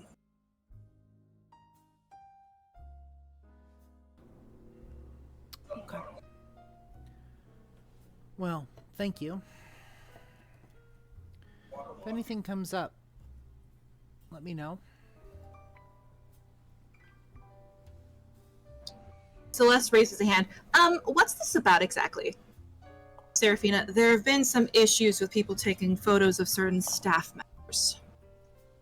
As far as I can tell, the wards are still very much intact, and there's nothing to worry about from within. However, I would like to implement that at the very least. If you are going to go out, make sure you have a buddy with the foreseeable future. Can we choose who our partner is? No, Celeste, you cannot just choose Marcus. Why not? Because if I let you all choose, you'll all choose Marcus.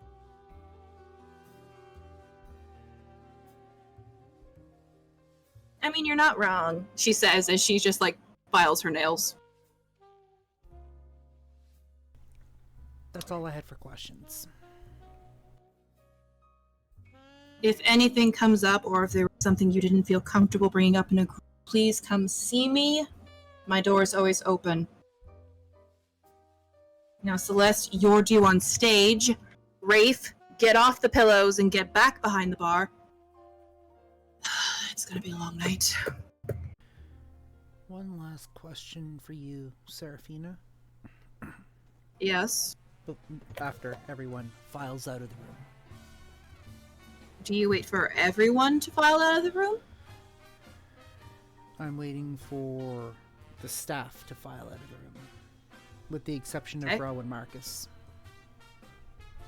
Marcus has noticeably been rooted in his seat, even though Ro very comically tried to push him out.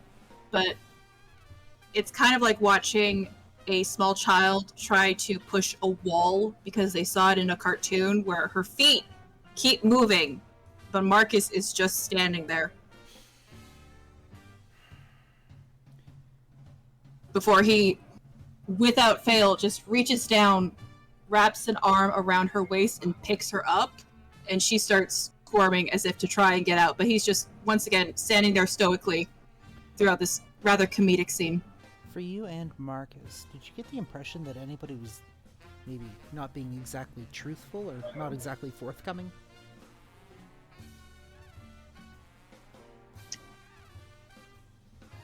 I mean, Celeste has always been a bit of a showboat, but also, this isn't her style.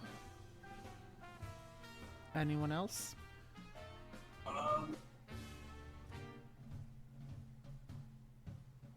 Not really. At least nothing from what I could see. In fairness, Rose pipes up. If they are stalking me, I've only known most of these people like a month. It's not just you now, is it? Oh no. I think it's time. I'm going to take a look at the scene of the crime. There's a crime? Figure of speech, darling. Oh. You can come with. Just do what I tell you. I'll think about it. If you disturb things, I won't be able to possibly look for anything that was accidentally left behind. Fine. She wants to walk away, but Marcus currently still has her, lifted from around the waist, and so she's trying to, squirm out, but he's just standing there, looking at Seraphina, as Seraphina says, Ro, I'm going to remind you you're not allowed to leave the premises unless you have Charlie with you. But you said a buddy! Are you saying Charlie isn't your buddy? I mean, to be fair, I could That's not what I said! To be fair, I could be.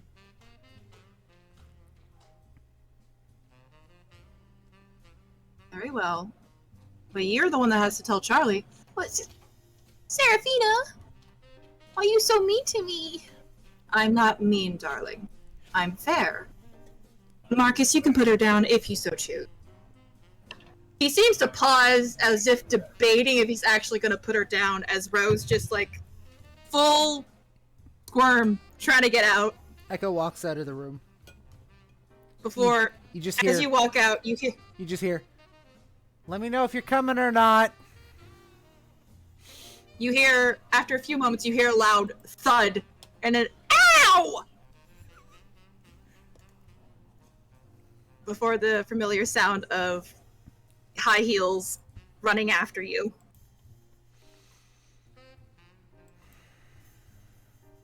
Everyone's so mean to me, she says as she wraps an arm around your... Making sure that I've picked the photos up from the desk and put them back in my pocket. Mm-hmm. Good call.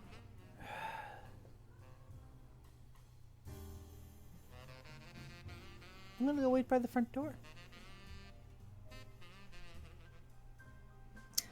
Candy is actually there at the front door, waiting stoically.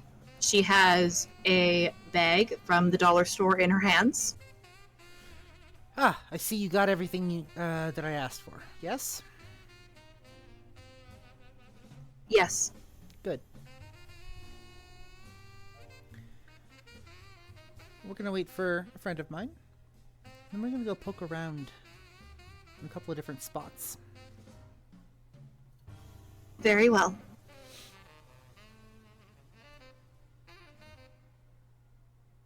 Ro comes back a few moments later. Charlie, close behind, his key ring just spinning in his hand as he's walking. I told you, you're not driving my truck. You're not driving the van. Cool. You're mean. Everyone's mean to me. Cool. No, Are we gonna Scooby-Doo this Yeah, shit then? we will Scooby-Doo this shit. You're all mean. Marcus is mean. You're mean. Marcus isn't mean. He raised me up, and he wouldn't let my feet touch the ground. And you enjoyed every minute of it. That's besides the point, Charlie!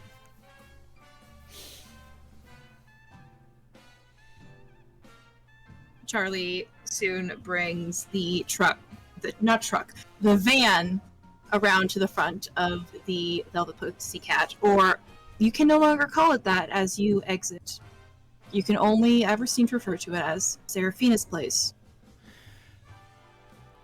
Before getting into the van, the photo that was taken across the street from the club, I'm going to go put myself where the photographer was, as close as I can get to the spot he was in. I'm going to take a look around around the spot. You take a look around. Roll me a wits awareness check. Motherfucker. Hold on. Character sheet. There it is. I'm gonna make you work for it. Of course you are. Wits I awareness? can't just hand you the answers. Yes. I mean, you could. You just choose not to. Of course.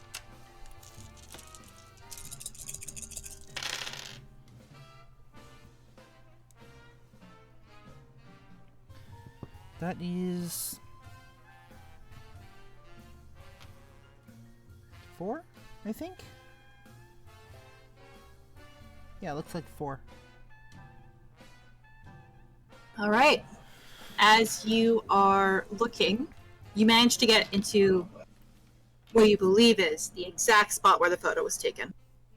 It is beside a light post, but you realize as you glance up that the light bulb has either burnt out or been broken because no light illuminates the area you're standing in, which might be why you didn't notice anyone taking photos at all. On either side of you, sidewalk. Behind you, a building, and just off to the side is actually a small alleyway. Is there anything around here that looks like it doesn't belong?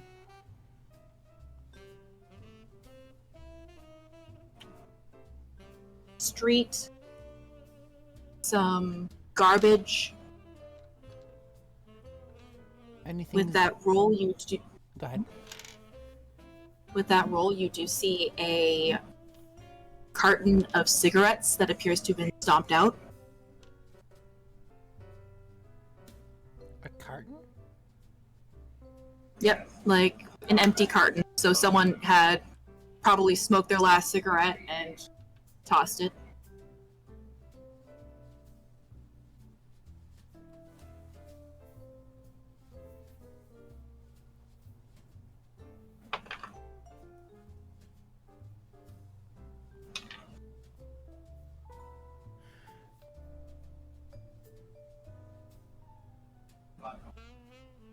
Where's Ro at the moment?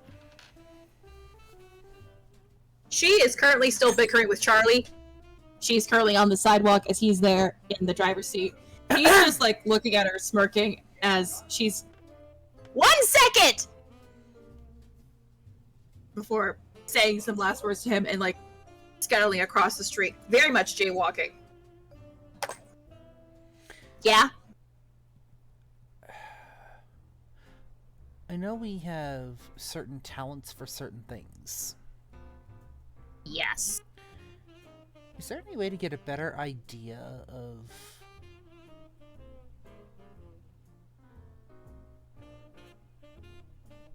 what... How do I say this out in the open? She looks around, I need... blinks her eyes slowly.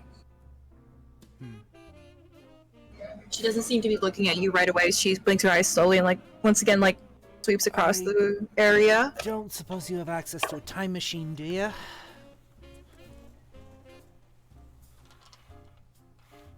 You see her, as she bites back a laugh, her fangs get just that little bit sharper as she does some of her work. Time machine? No. But at the very least, if there is someone hiding, they're doing it very well, or there's no one around. If only I had a way of seeing or experiencing things that have been here previously.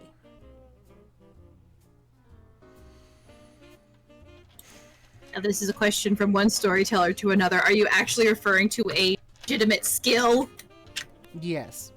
Okay. So, what I'm trying to do is hint at the fact that I need access to a discipline I currently don't have, without actually saying it. Okay, what? And I'm trying to, I'm trying to, like, phrase it in a way that won't breach the masquerade. Okay, what's the skill that you don't have that you're trying to hint at? So storyteller can try and see if I can, like, incorporate. Yeah, so, 1 second. The first item that it could be is a level 2 Auspex discipline called Premonition.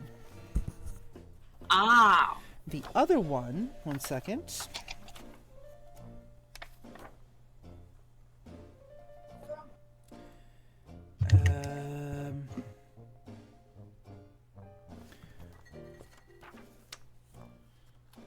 Where is it?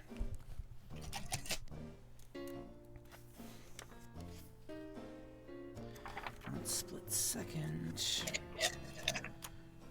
Might just be Premonition then. It's Fortitude. It's Obfuscate. 1 second. That's pulling people in. That's not what I want. Yeah, I think it was Premonition. Mostly. Visions of the future? Or Spirit's Touch, I think, was the other one. Mostly Premonition, though. A vampire can experience flashes of insight. These take the form of raised hackles, sudden inspiration, or even vivid visions. While never too precise, these visions can nudge the vampire out of harm's way or reveal a truth previously overlooked. Okay. Excellent. So thank you for that. That is also a level 2 in Auspex, which, if I recall correctly, you currently only have 1 dot in Auspex. Correct, which means I can't, and it's going to cost me 12 XP, which means I can't buy it just yet. Luckily, you are currently with the Tremere.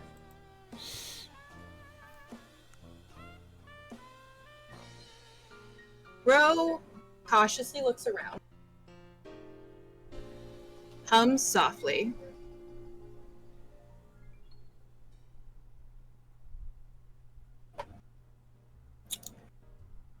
is there something in particular you would want to see if you could travel in time?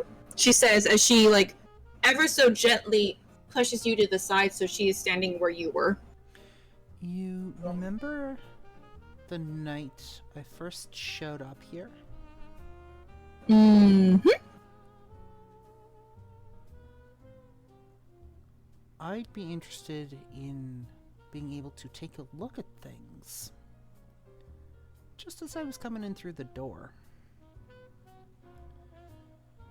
Seeing who was standing here. Okay. Nothing quite like being able to investigate the scene of the crime as events are happening.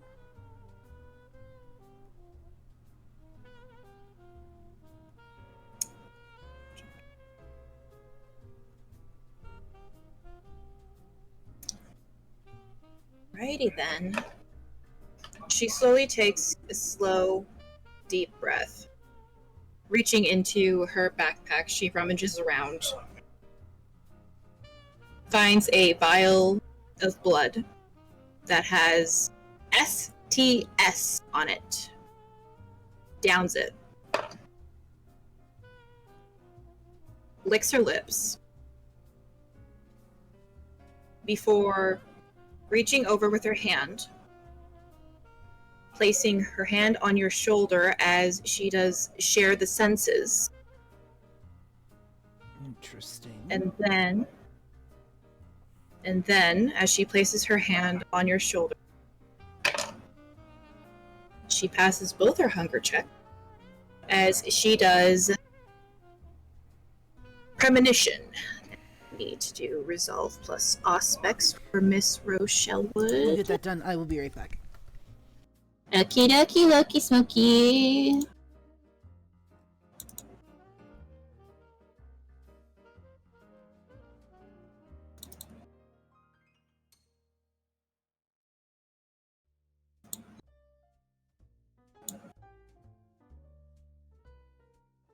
Okay, resolve plus aspect. She currently has 200 die.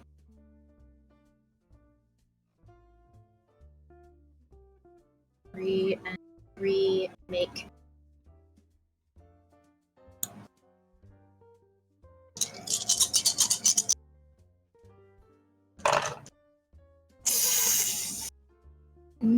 She's gonna willpower. Reroll 3 of those. Otherwise, that's a bestial fail.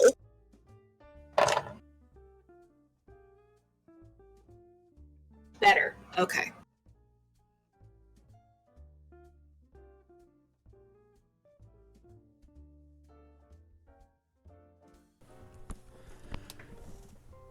Sorry, I'm back. It's alright. As she places your hand on your shoulder, she bites down hard on her lip, enough to the point where she draws her own blood. Reaches up, gently touches it, presses it against her index and middle finger as she is staring straight ahead, murmuring softly to herself, her fangs growing just the slightest bit longer as she focuses, and around you, as if you were watching someone press rewind on a VHS tape, you see time seem to slowly roll backwards. Further and further, you see the sunlight for the first time in nights, but it does not burn your skin. As suddenly, as on a drop of a dime, it stops. You see the Velvet Pussycat, or Seraphina's place, in front of you, as the familiar very fancy black sedan slowly rolls up. What are you doing? Echo's eyes are immediately on the spot where the photographer should be. You look over to the side where the photographer should be. And you do see someone. You see a man.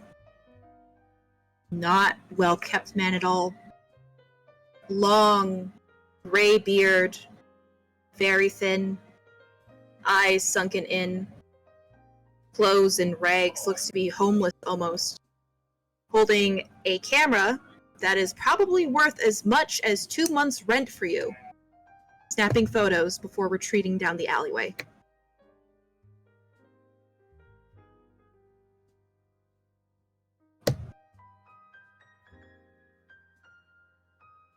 And then just like that, everything comes back, and Ro just, oh, yeah. It's not a fun spell. Not a fun spell at all. She licks her lip as the wound closes itself.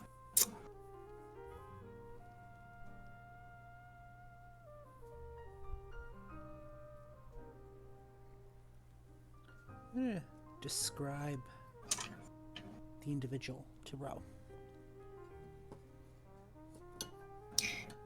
So you just described every other homeless man in Edmonton.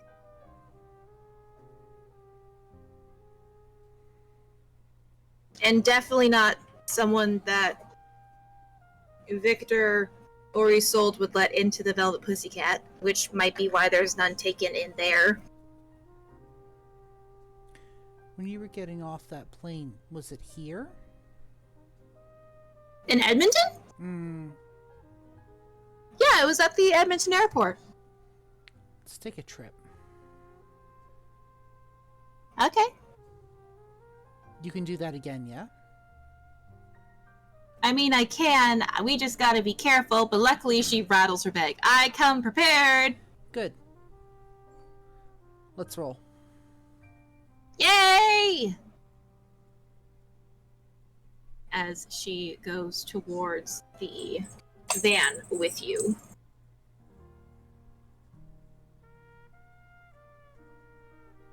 Charlie is there. He was watching the whole time. See anything fun? Saw something. Still not sure what. But we'll see where it goes. As you get into the car, you actually get a phone call Take a look at the phone. from Eric Hoffman.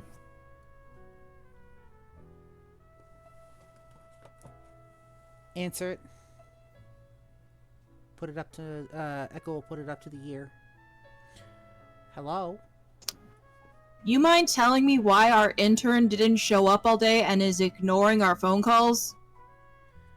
He's on assignment for me. Uh-huh. Remember our deal. I'm looking into things. I know you're looking into things. Next time, a little heads up, because Jeremy's been on a warpath. And he's getting angsty, and quite frankly, it's starting to piss me off. Tell him to shove it. You're his boss. Echo, I don't know if you know this, but when you're a boss, you have to have a certain decorum, And you can't just tell your employees to shove off.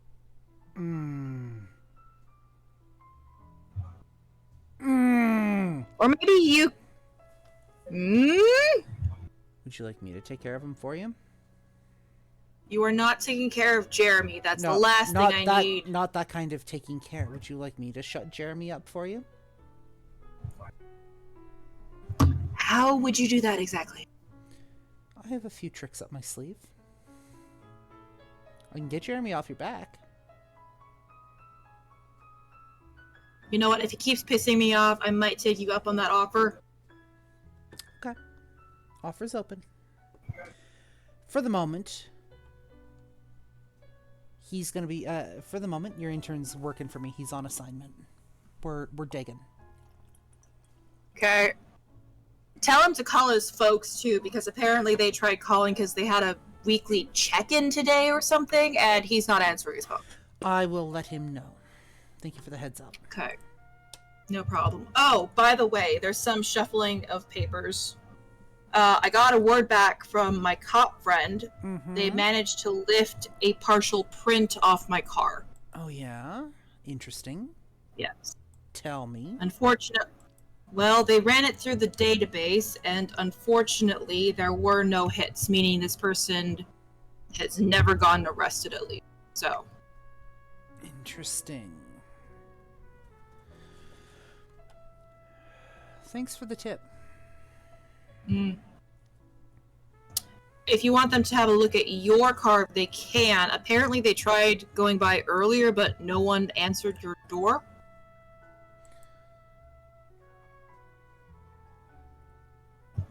Yeah, I've been out all night. Well, they went around noon, so. Give them my phone number. Unfortunately, this job's Alright. taking me to nights at the moment. I'm sleeping during the day. He pauses. You're not doing anything dangerous, are you? Oh, come on, Eric. Would I do anything like that? Yes. Good, I'm glad we have an understanding. Click. You get a text message, asshole, followed by, be safe, it's not safe for a young woman, and then late after that, there's an asterisk, young person. I appreciate the concern, thank you. And then I'll fire off a text to Chris. You good? He slowly replies back. There's a few spelling errors, but from what you can tell, it's like slowly but surely, still feeling woozy. Ronnie came over, gave me some soup.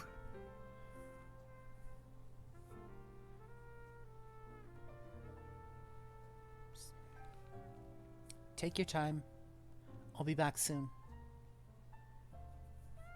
All lights are out currently, trying to help Frank fix the circuit. All the fuses blew, he says, exclamation point, exclamation point, exclamation point.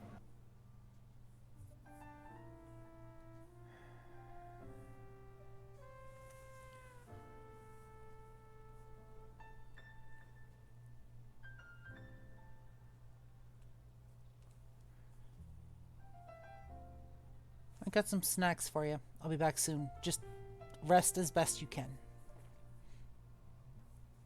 He replies back, food! In like a bajillion exclamation points. We need to make a pit stop first. Echo looks over at Charlie. We need to go to my place. By the way,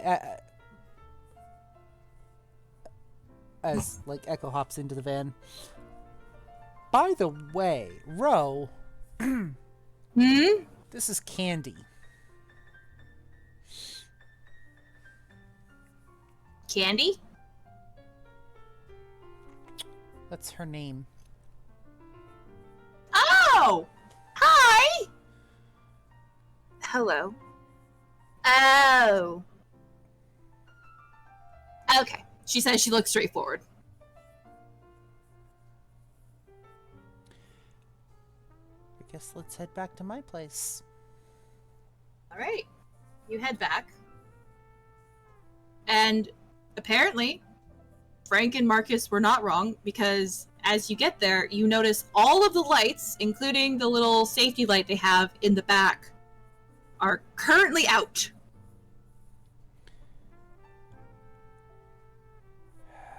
Echo will take Candy up to the apartment, unlock the door. Chris!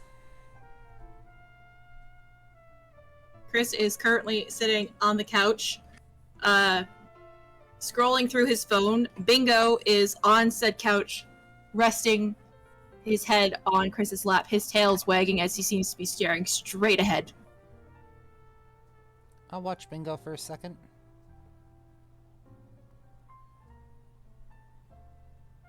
Bingo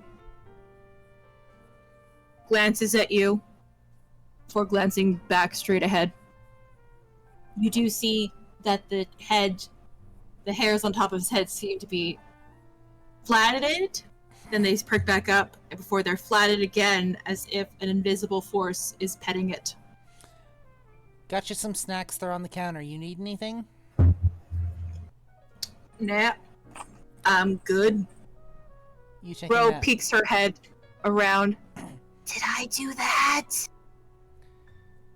Don't worry about it. Okay. She looks towards the couch again. Blinks her eyes slowly. Beans? Bean says he's sorry. For what? Apparently, she looks at him. He got so excited about seeing the dog that he kind of got overexcited and accidentally short-circuited the building. Candy, looks like you got your first task. She looks at you. You are going to learn some skills. You're going to see what you can do about getting the lights back on.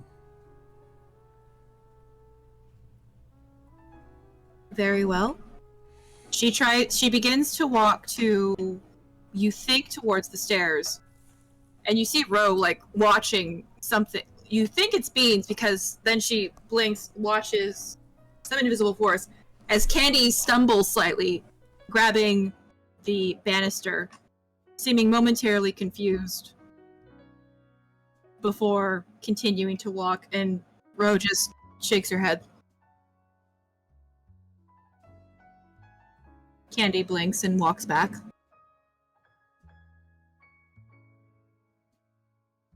Ro doesn't say anything at first before Candy says, "It felt like I tripped over something."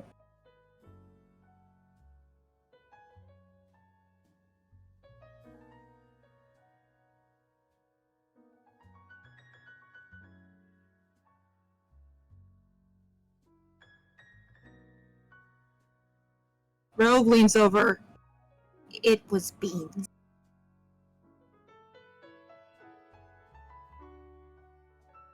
Well, currently he's glaring at her. And saying some things that no 10-year-old boy should say. She won't be a problem. He asks if you're sure. Yes.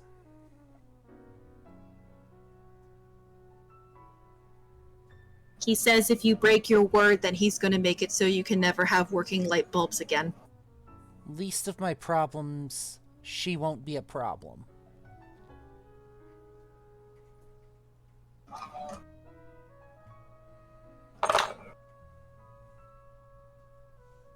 He agrees to play nice. Good.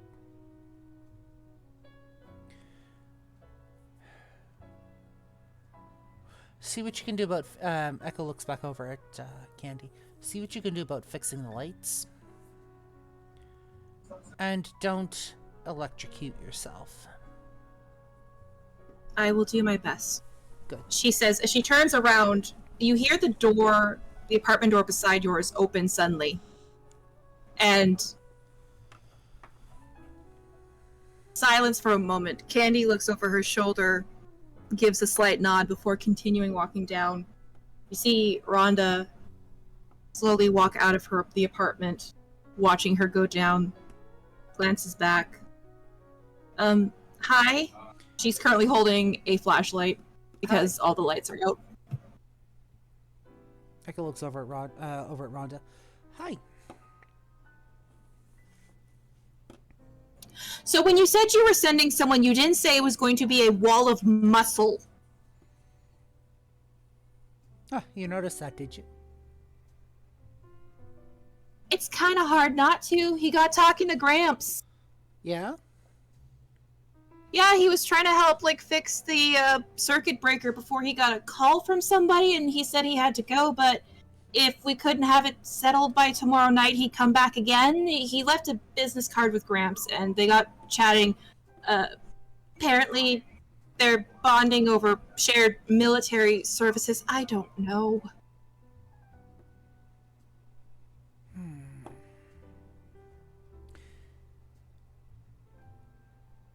I'm glad you guys are getting along. I've got somebody looking into it. I don't know how well it's gonna go, but they are downstairs right now.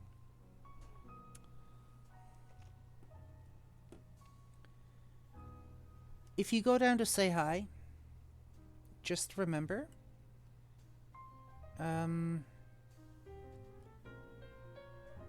she's been doctored a little bit. Apparently, she didn't even make a comment about me still being in pajamas. Because she can't.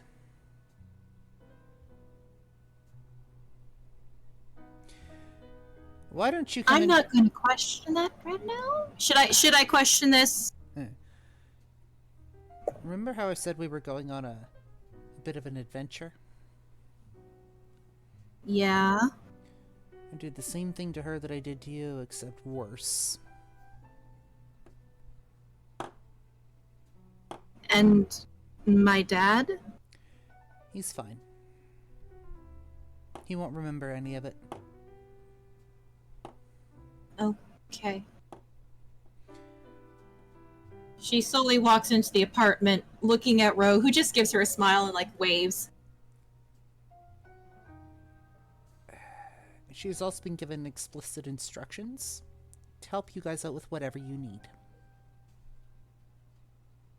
I don't know if Gramps like that. Chores-wise, just think of it like you have a grunt worker. Somebody to do some of the heavy lifting for you. Take some of the stress off of you.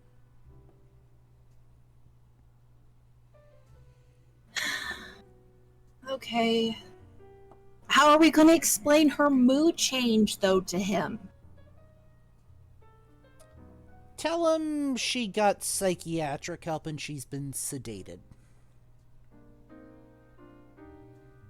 Okay. Are we... She pauses. Are we telling him about what she did? Because he already knows something was odd with... Apparently, according to him, I seemed real hesitant to take any of my pills this morning. That's up to you. I mean, I can tell him if you want. I don't know if that's better or worse. If I may interject, it would help if we actually found out how much of a dosage you were getting to see how we can slowly wean you off of them. If we can wean you off of them, we should be able to, but unfortunately, I would have preferred for this to be boom, bang, all done. This might be a slower process. Not always my area of expertise. We can ask her. Ask who? Candy. She's the one who dosed. She knows the dosage. That's true. Do you want me She to would probably also know. Do you want me to go ask? Ro just, like, ponders for a moment. Will she answer if I ask? Because I have a feeling you two need to talk about some stuff. Probably not.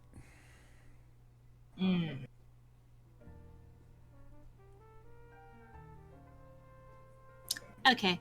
Yeah, maybe you could go ask. I'll go find Candy. Candy is currently in the basement, in the boiler room. Do you want Ro to follow you, or is this a by yourself thing? No, Ro can follow.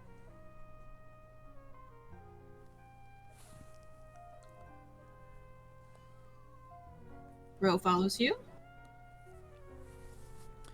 Find Candy. Currently, Candy is in the basement. She has her phone out. She's using the flashlight function as she is simultaneously looking between the fuse box and her phone, seemingly watching a video. This is your first time in the boiler room. It is a large basemented area, very dusty.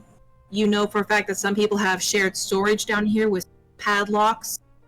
Frank put them in apparently in the early 90s so people could have more storage in their apartment units. You have one here, but due to the fact you don't have much stuff to begin with, you've never had a need to use it.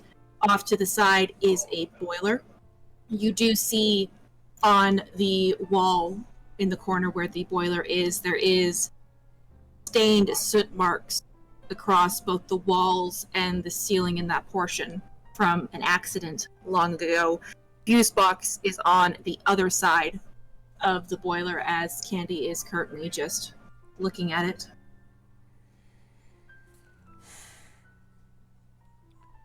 What did you give her?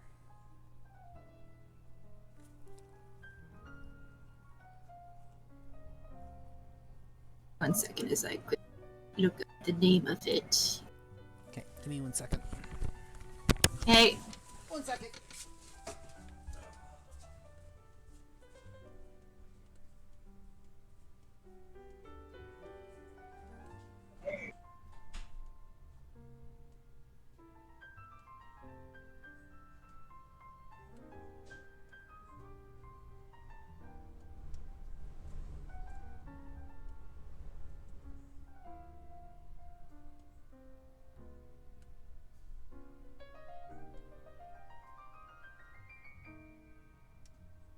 Yes, he got so excited about the doggo that, you know how when kids get really excited they squeal?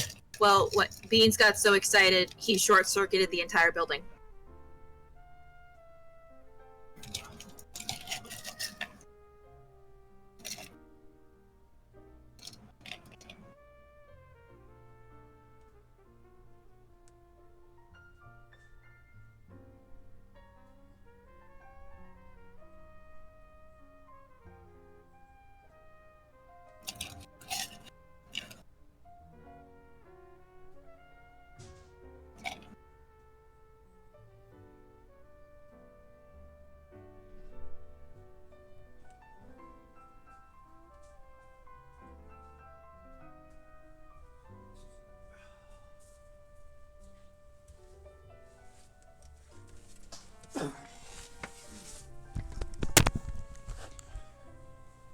Alright, I'm back.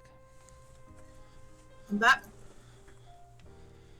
Just double checking I have the right thing.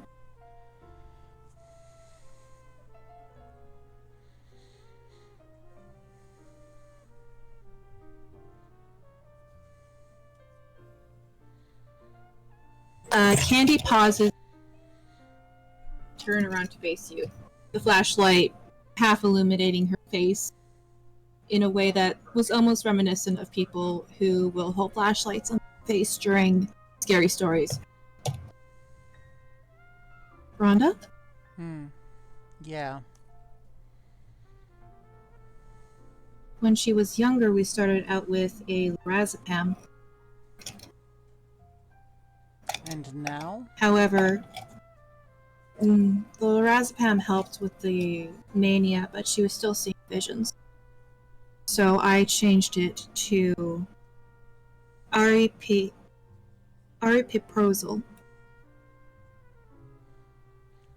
And the dosage?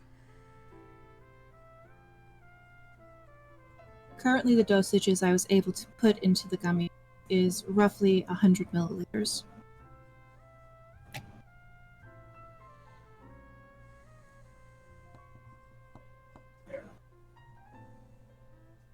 Although I did have to adjust the medication so the side effects wouldn't affect any other sort of medications.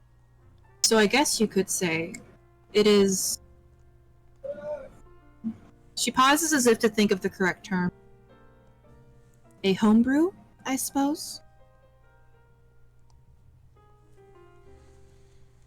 I wanted to make sure if she was taking a birth control, it wouldn't affect the medication in any way, so I had to adjust the dosages. So it is my own brew, in a manner of speaking.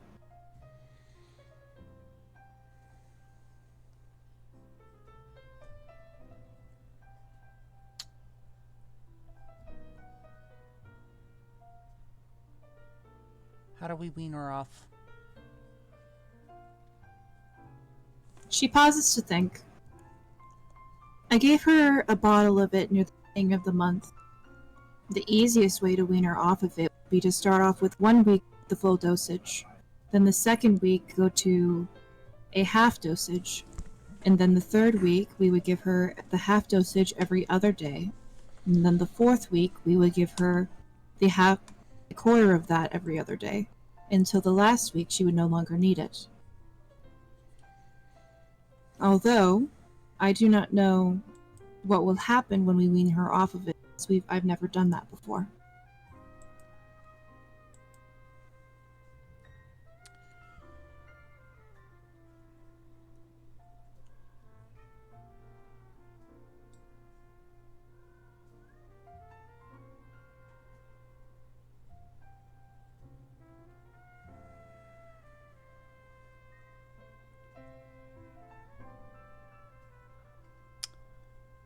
Okay.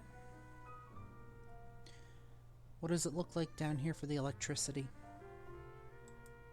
All of the fuses have been blown, she says, as she points the flashlight toward the circuit. It looks like as if someone had put a large amount of short period of time. Sorry, a large amount of what? A large amount of electricity through it in a very small amount of time. If I didn't know any better, I'd say someone struck it with lightning. Beans.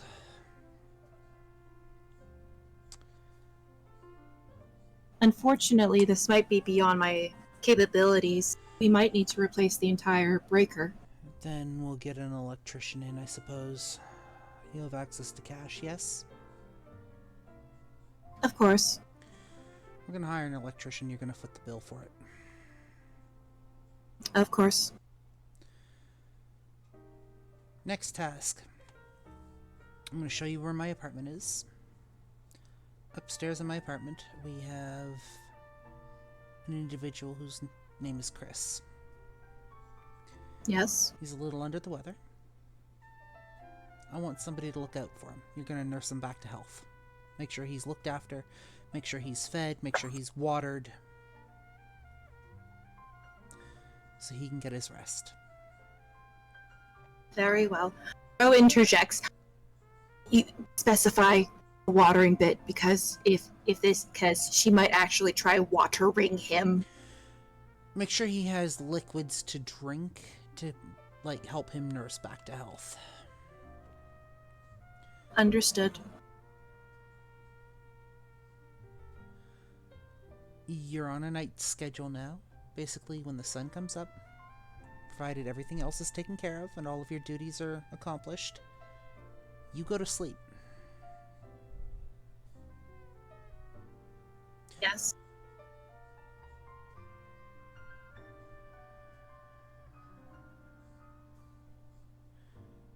And if your daughter or your father-in-law need anything done, without question.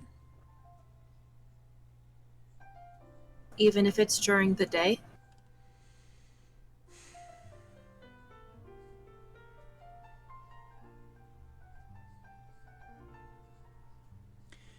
If you're already asleep, tell them you'll get to it when you get up. Very well. Let's go.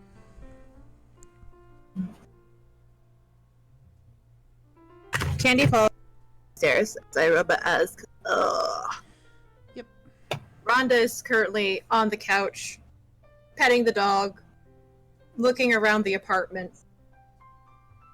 Tenses up slightly as Candy enters. Candy walks towards the kitchen and pauses, looks at you. There is no food to nurse him back to health with. Got some snacks on the counter. Put my debit card on the counter, and I'll give her the PIN code for it.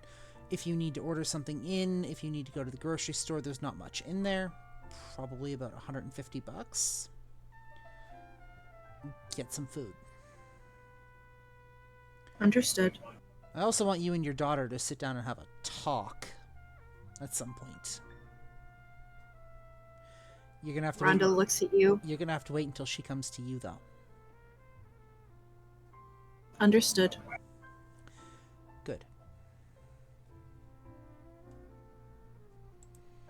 Rhonda speaks up. Why? Because you have unresolved issues that need to be No, addressed. Rhonda's not looking at you. She's looking straight at her mother. Oh. Why did you do it? She pauses. I wanted you to be normal. People were asking questions. Questions I could not answer. And did Dad agree to this? Your father didn't know.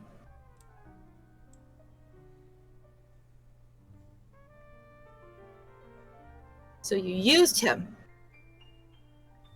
My husband has his uses. The fact that he gave me the ability to get what I needed is one of them.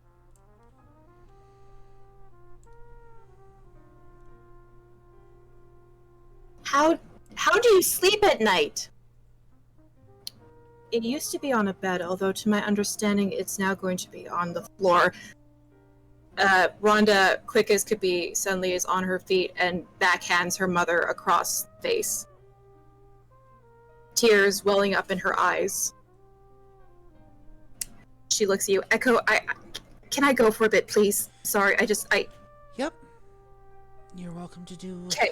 You have license to do as you wish. She does not. That is karma. Okay, I'll talk to you tomorrow night. I can't right now. I'm sorry. She says as she quickly leaves the apartment.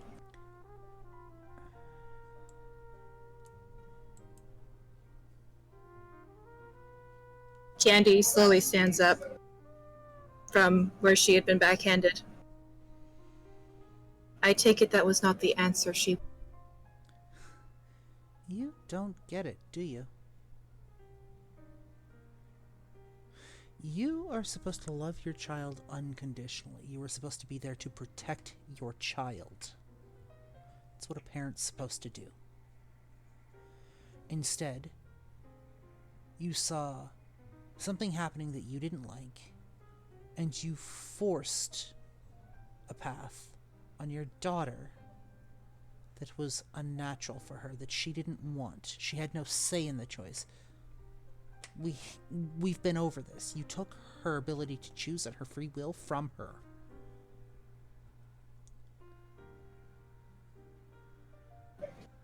Do you have no empathy or compassion whatsoever?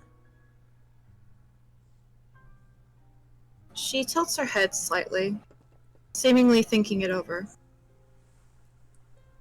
I do care about her. I'm just unsure if it is in the similar way to. Sorry, you cut out. I do care about her. And I care about her well-being.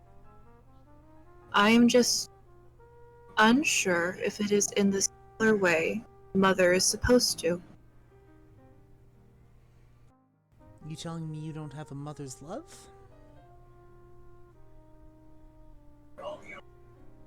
She thinks it over. I'm not even sure if I truly loved my husband. Or anyone for that matter.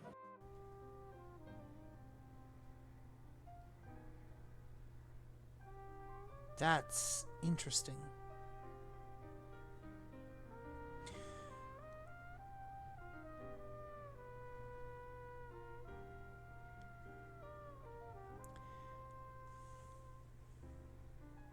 So I have a question for you, and I want you to answer me honestly.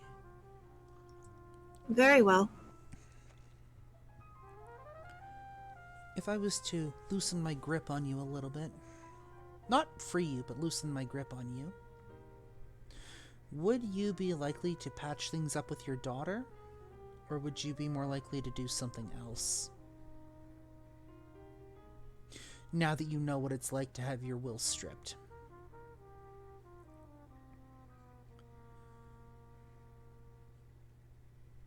She takes a long moment to think it over. I think, if given my free will, it's hard to say.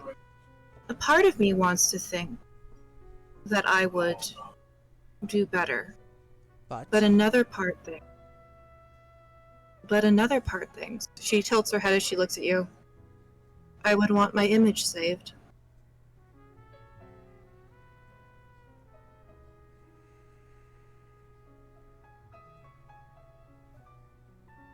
I do want what's best for her. I didn't want anyone to take her away, say I was a bad mother. My husband was barely on my side for that.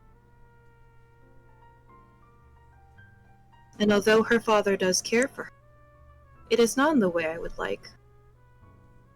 So I took matters into my own hands. Perhaps that makes me a villain.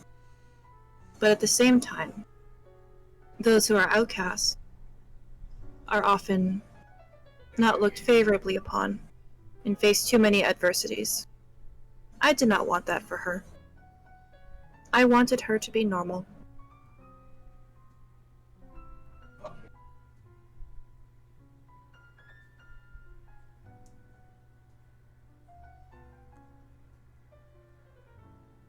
Does that answer your question?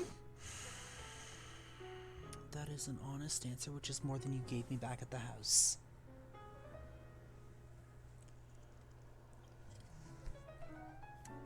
Very well. You stay as you are. You have your tasks.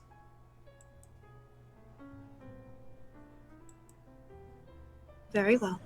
When you're ready to go to sleep, if I'm not back in the morning, when you're ready to go to sleep, there's some extra blankets in the closet. You can make yourself up a makeshift bed in the corner of my room. Very well.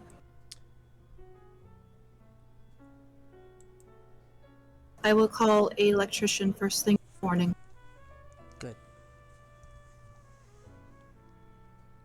Echo looks over at Chris.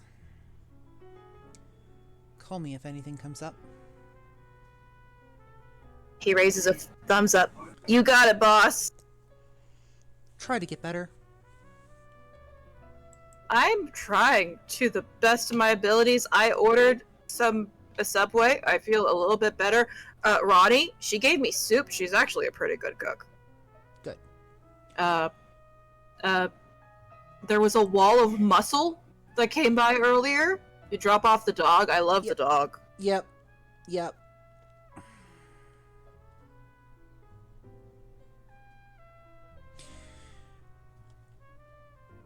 I gotta call my parents, I think. Wait, what time is it? He looks at the time and sees that it's like 3 o'clock in the morning. I will not call my parents now. I'll call them tomorrow. I would highly recommend doing so they don't worry. Just tell them you got tied up with work. You got it, boss. And touch base with Eric. Oh, fuck yeah, I probably should. Like, we've had a talk. He understands. Just touch base with Eric every once in a while.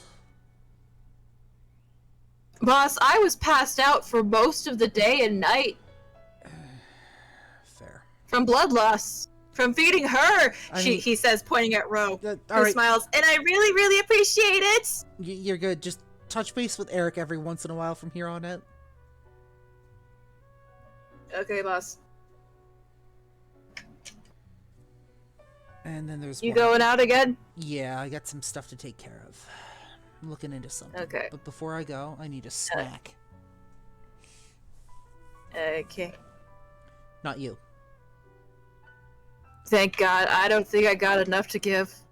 Her. Echo points. Candy tilts her head to the side. She slowly, as if knowing what you're asking, raises her wrist up to you. And Echo will bite down. Take the wrist and bite down. And drink just enough to take 1 point of hunger off. And then seal the wound. She sways slightly on her feet before nodding her head and beginning to get a glass of water for Chris. I'll see you guys when I get back. Got it, boss. And Go ahead. no, you first. I was just gonna say, and Echo will head out of the apartment, back down to the fan.